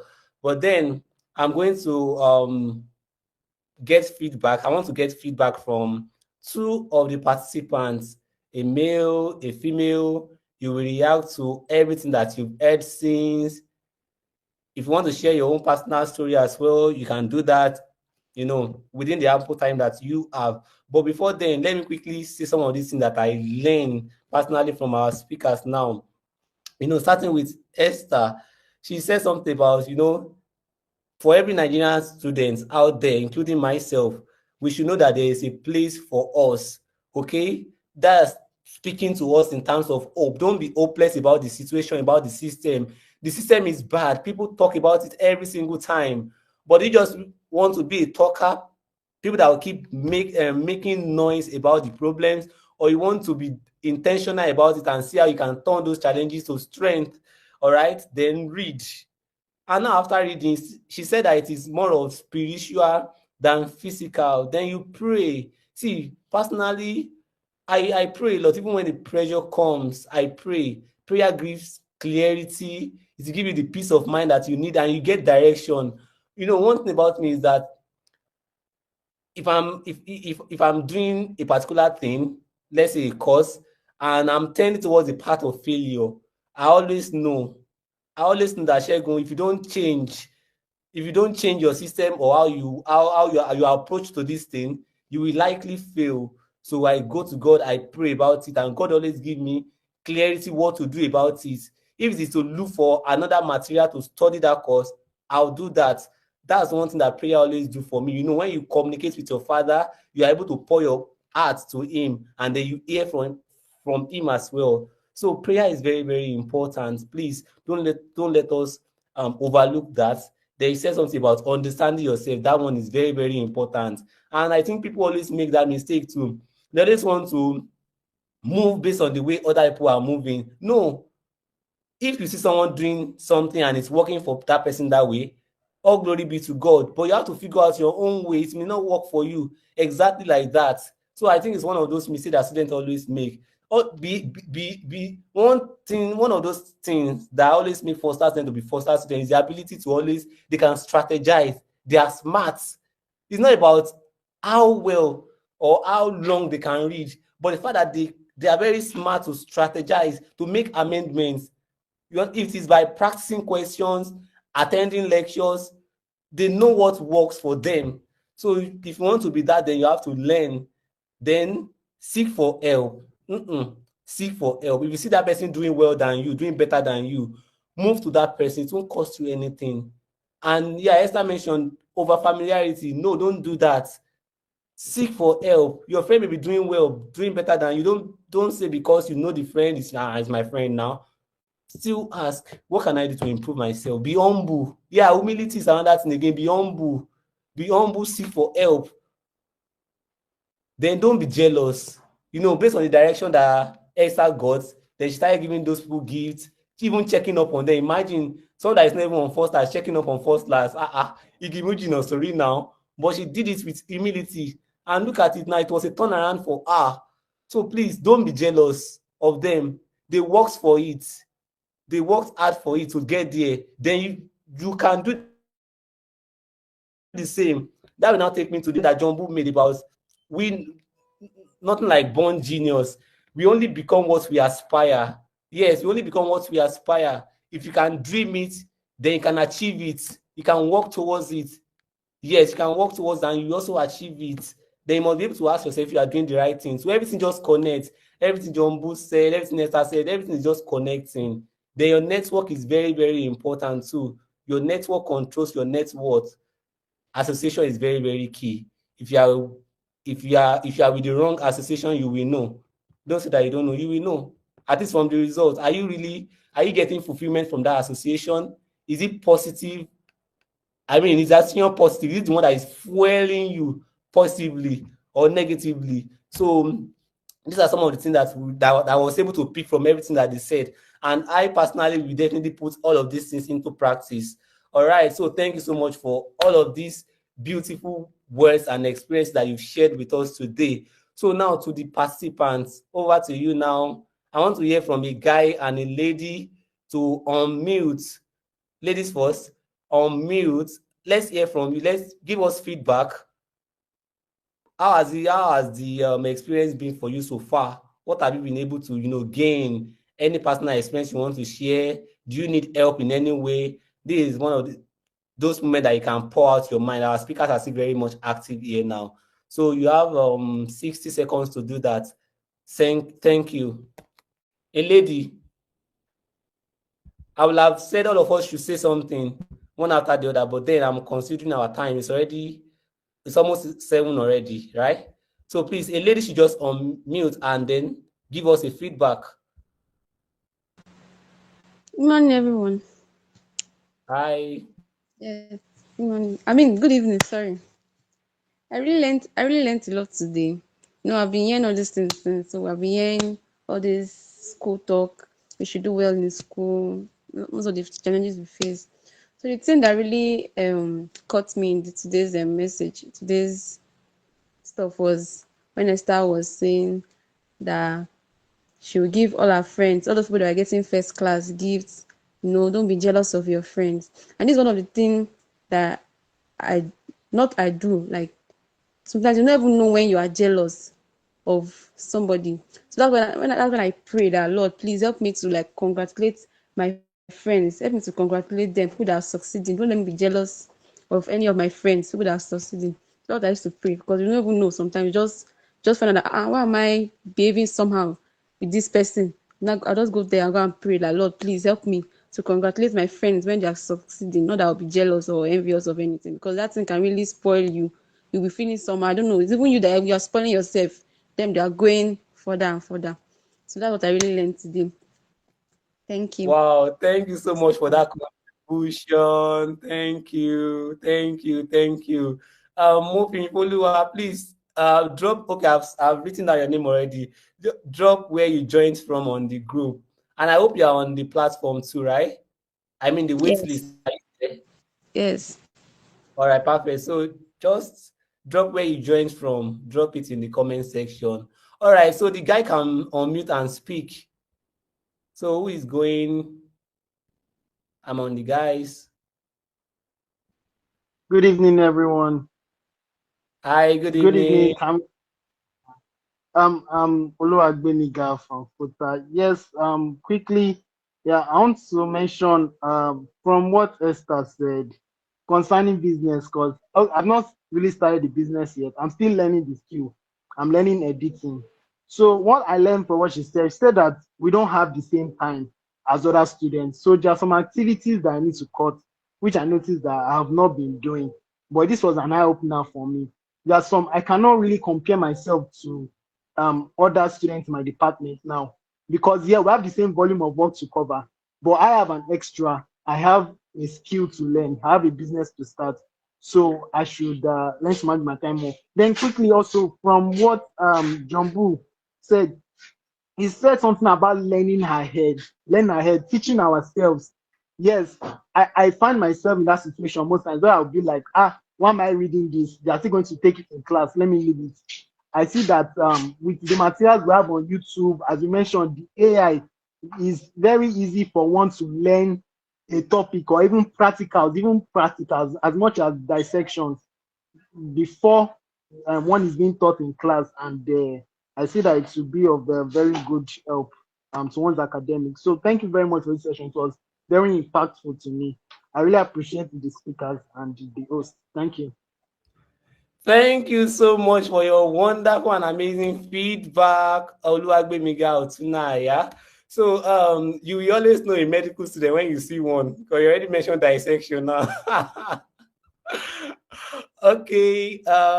Thank you so much for that feedback. Thank you so much for that feedback.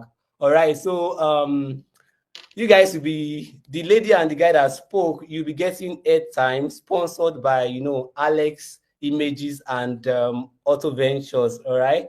So I'll get your details after this meeting. So right now we want to quickly move into the spoken word session. Please permit me to set it up. Permit me to set it up.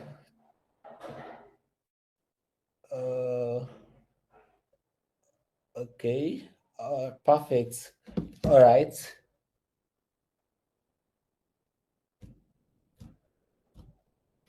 Please just give me like 10 seconds, okay? I want to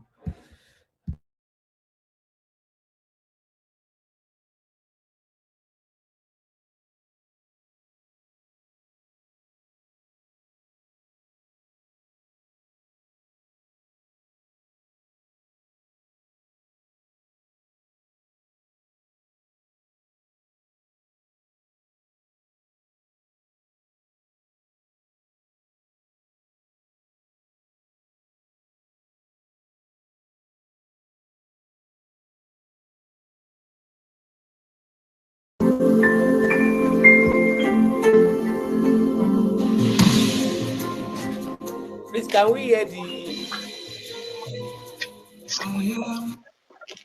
the sound? All right. Oh, perfect. So let's go.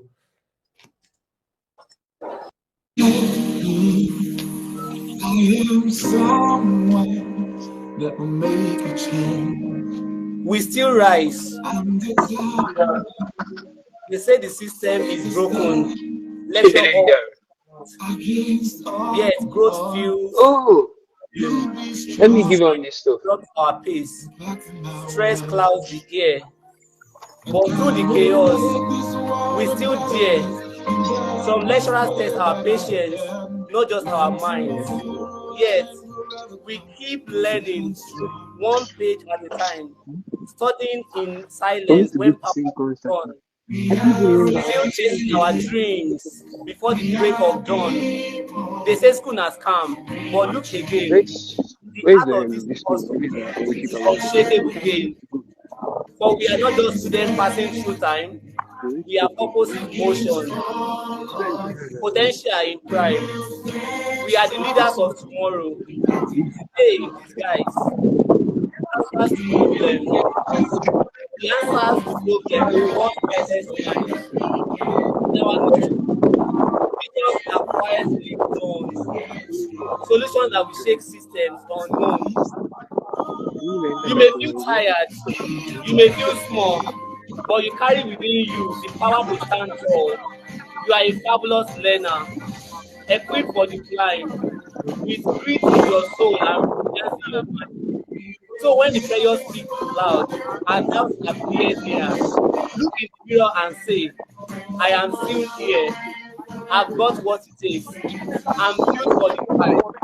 I will shine in my season. I will rise in my light. Dear students, you can do it. Tell yourself that you can do it. Your journey is gold. You were never meant to shrink, but to be bold. So rise again and again, not just to survive, but to thrive, because we still rise. I want us to say it. We still rise. We still rise. We still rise. I have everything that it takes to succeed. I have everything it takes to succeed. I am a fabulous learner. I'm a fabulous fabulous learner. So let us keep reminding ourselves of all of these things. So we've come to the end of tonight's Fireside Chat. Special thanks to our speakers. Please, Miracle, can you mute your mic?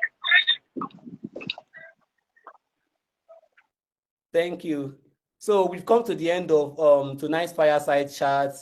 I want to give a special, appreciation to our speakers for, bringing their A games to this event.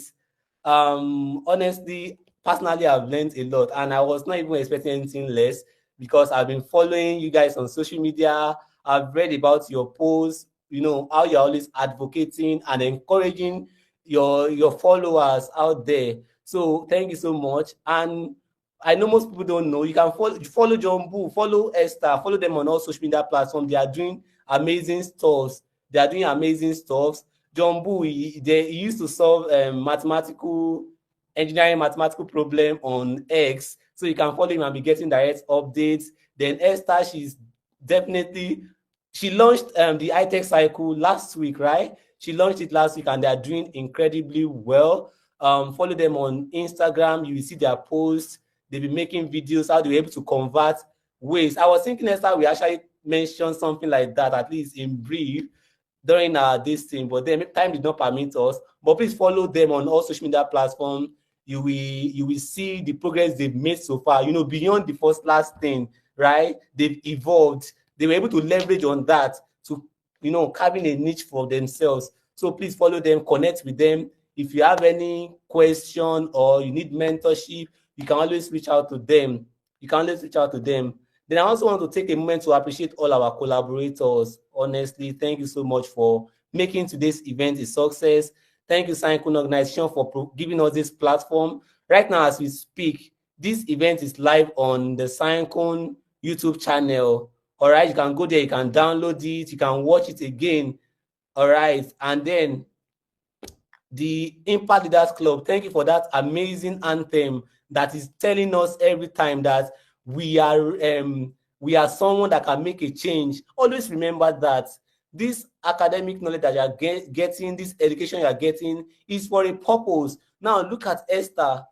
Now she came up with the idea of converting waste to wealth. The knowledge she gained from school, she was able to translate it to something that is solving problem in the society. So don't be selfish about what you are learning. And the more reason why you should not even take it, with levity, that okay, whatever I finish with it, or whatever later become of it, it becomes of it. You don't even have the right to even commit suicide or to even do anything or to even drop out. You don't even have any right, because the world is waiting for what you have to offer.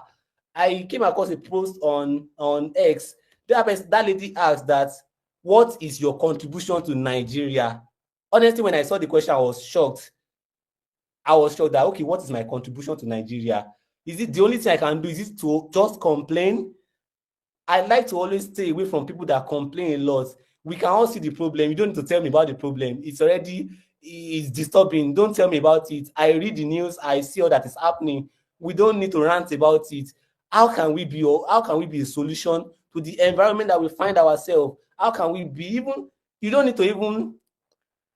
You may not have what it takes right now to take the impact, to the let's say the larger community, but then you can start within you in your own space. In Futa here, student dump anything, anywhere, anyhow. You can start from there. You can't be walking around me now and drop nylon on the ground. I will say something. I will say something. That is me. I'm making contribution in that way because people will still come. They have to sweep that place. They have to take care of it. Don't contribute to the problem. All these things accumulate, they block drainage. Then when rainfall, it become flooding, taking house away. That is already becoming a problem. We have to be solution. So keep telling yourself every morning that you are a solution provider. I, Olaboyede Segun Daniel, I'm a solution provider. I keep inspiring the next generation that they can do it. Let there be something that you're going to do. Let there be something, contribution that you are going to make to your environment. All right. So I was talking about IS when I went into all of that. Then Futamsa, thank you so much for helping with the publicity and for joining this event. That's to the vibrant voice of the FUTA medical student, of which of course I'm part, and then the high-tech cycle too. Yeah, we see all that you are doing. Thank you for making this event a success. Honestly, I'm really, really grateful. And finally, to all our participants that at least were able to stay to the end of this program, thank you so much for your participation. You guys are the real MVPs. Thank you for joining this meeting tonight. And tonight is not the end, actually. I wanted to anticipate a lot coming from Make It Make Sense with Segun, the brand. Yeah, inside the envelope is coming. It's going to be something. We are going to be dropping some things episode by episode on our YouTube channel, which is my YouTube channel. So inside the envelope is on the way. Anticipate it. It's going to help students out there. Then the Dear Student series continues. I keep posting codes, things that can motivate, inspire students on my social media platform. So if you are not following me, please do well to follow me. Let's become mutuals. And then, yeah, that's it. Good night. Thank you for joining. Keep dropping your. Okay, Esther wants to say something. I'll definitely call you now. Whatever you've learned today and you are not able to share with us, please drop it on the wait list. And then this meeting, like I said, it's being recorded. I mean, we are live streaming it, so it's automatically saved on YouTube. Then we are going to download it. We are going to share it, so you can go ahead and even download it as well. And then follow Signcon organization. They are doing amazing stuff. I mean, they have amazing content on their social media platforms. They believe in being problem solvers, and it's for all disciplines coming together, looking for problem and how they can be a solution to it. They were working on Balga sometimes, yeah, and I'm sure they are still working on it. So they are doing amazing stuff. Okay, so I'm going to allow Queen of all queens, Queen Esther, to say what she has to tell us. All right. You can unmute and talk, ma'am. Yes, so thank you, everybody. Initially, Segun, we wanted to mentor 5 people, but Yes. we wanted to mentor 5 people. I personally wanted to mentor 5 people for the next 2 months. But then I laid in my spirit for everybody that had waited till the end, I want to personally mentor you. And I've listed out their names: Oluwagbemiga, Mofin, Follower, John, Miracle, Bolanle, Ayeni, Akin, Akinsha, Charles, Joseph, Abimbola, and Victor. So Segun would help me forward your names for the next 2 months. For the next 2 months. So let it not just that we encourage you. No, UK, a first class student. Wow, thank you so much. Wow, thank you so much for that. I've even forgotten about that. I'll do just that. Yes, and please, Okay. Segun, for everybody that had mentioned that waited, please be intentional. If you know that you may not be able to cope with rigorous activities, don't join, because I will stress you. So if you want to be stressed, then you're permitted to join. I will stress you. Thank you. Yeah, you had to go there. Yeah, that's Esther for you. You know, she loves going for the best. Actually, she doesn't settle for less. She's someone that I know, Esther. Oh, so and of course, a gold does not just become gold. It's the raw material extracted always go through furnace, fire. Then you see the shining, beautiful gold. So good things don't come easy. You have to work for it. You have to work hard for it. Okay, so you can't learn things in your comfort zone. All right, you must be able to at least stretch yourself to some extent. You know, remove those things that are not needed, the distractions, the laziness, indiscipline. You have to do away with those things. So it will stretch you. All right, so we should all embrace that. Um, so if you know you joined this call, please send me a DM tonight so I can compile all the names. All right, so please do that. Do that so that we can work on the Check, list. not all that joined the call, those that waited to the end. Oh, okay. Yeah.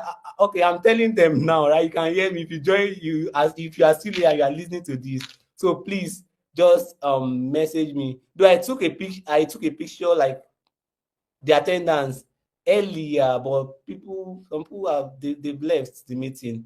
But then if you waited till the end, I mean to this present moment, just send me I on WhatsApp and I'll compile the list. And of course, please still remain on the wait list. Like I said, different programs will be coming, opportunities will be coming.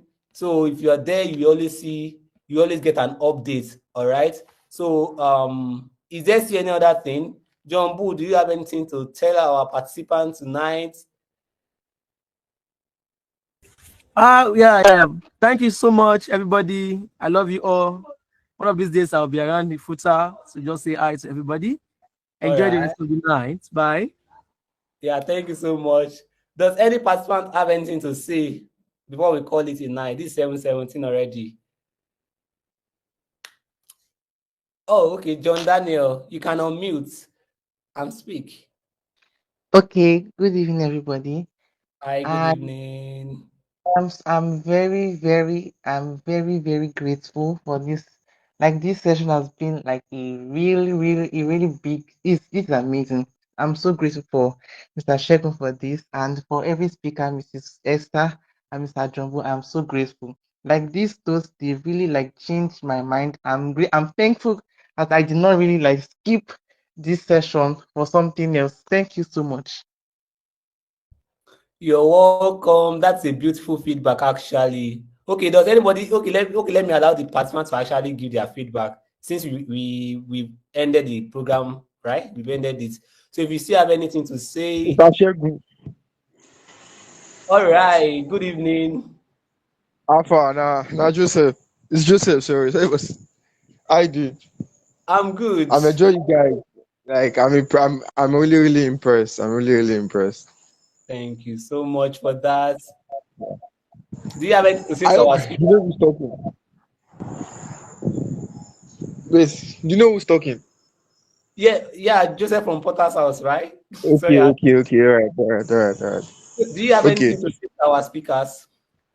Uh, you guys should just like keep the good work, keep the good work going. That's what I just have to say. All I'm right. impressed. Well, thank you so much. We are Yes, grateful sir. for kind words. Thank you. So, okay, let me just run through the list. Abimbola, what do you have to say? Let's hear from you. I mean, this night has been a blast, honestly.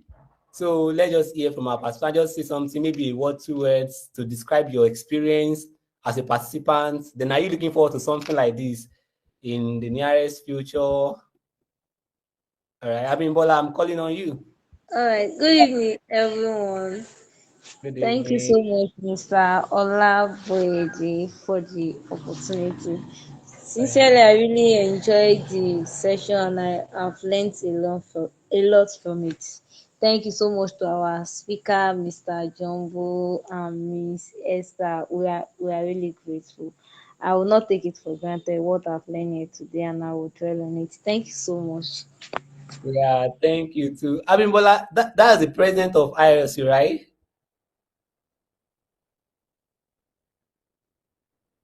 Hello, are you the one? Yes, sir. I Oh wow. So that's the president of Impact Leaders Club, FUTA chapter.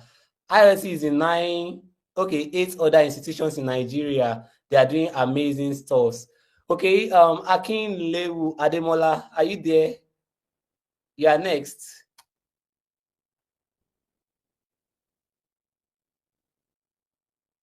Akin Ademola, are you there?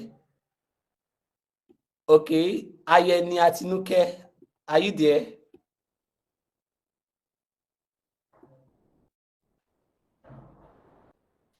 All right. Can you still hear me? Esther, please, can you hear me? Help me confirm. Oh, perfect. Okay, let's move on to Bolanle Faleye. What do you have to say to our speakers? It could be just one word to describe your experience. Okay. Charles Amadi, are you there?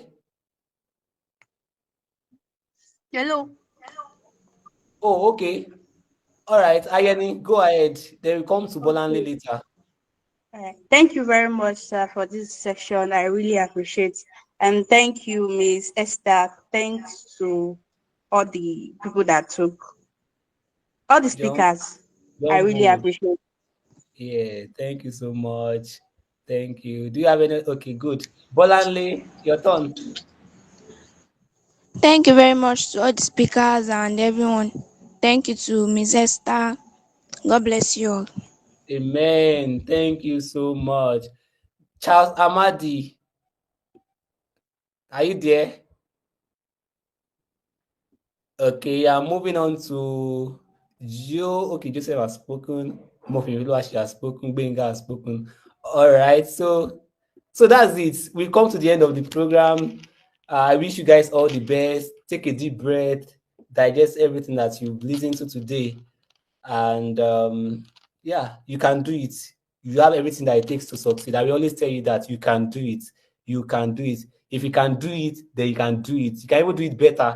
So everything depends on mind. Remember, Miss Esther Queen Esther told us that mindset is very, very important. And don't forget the place of prayer. Prayer is very, very key. So good night, everyone. So we can start leaving the meeting. God bless you all. See you in greater places. Bye.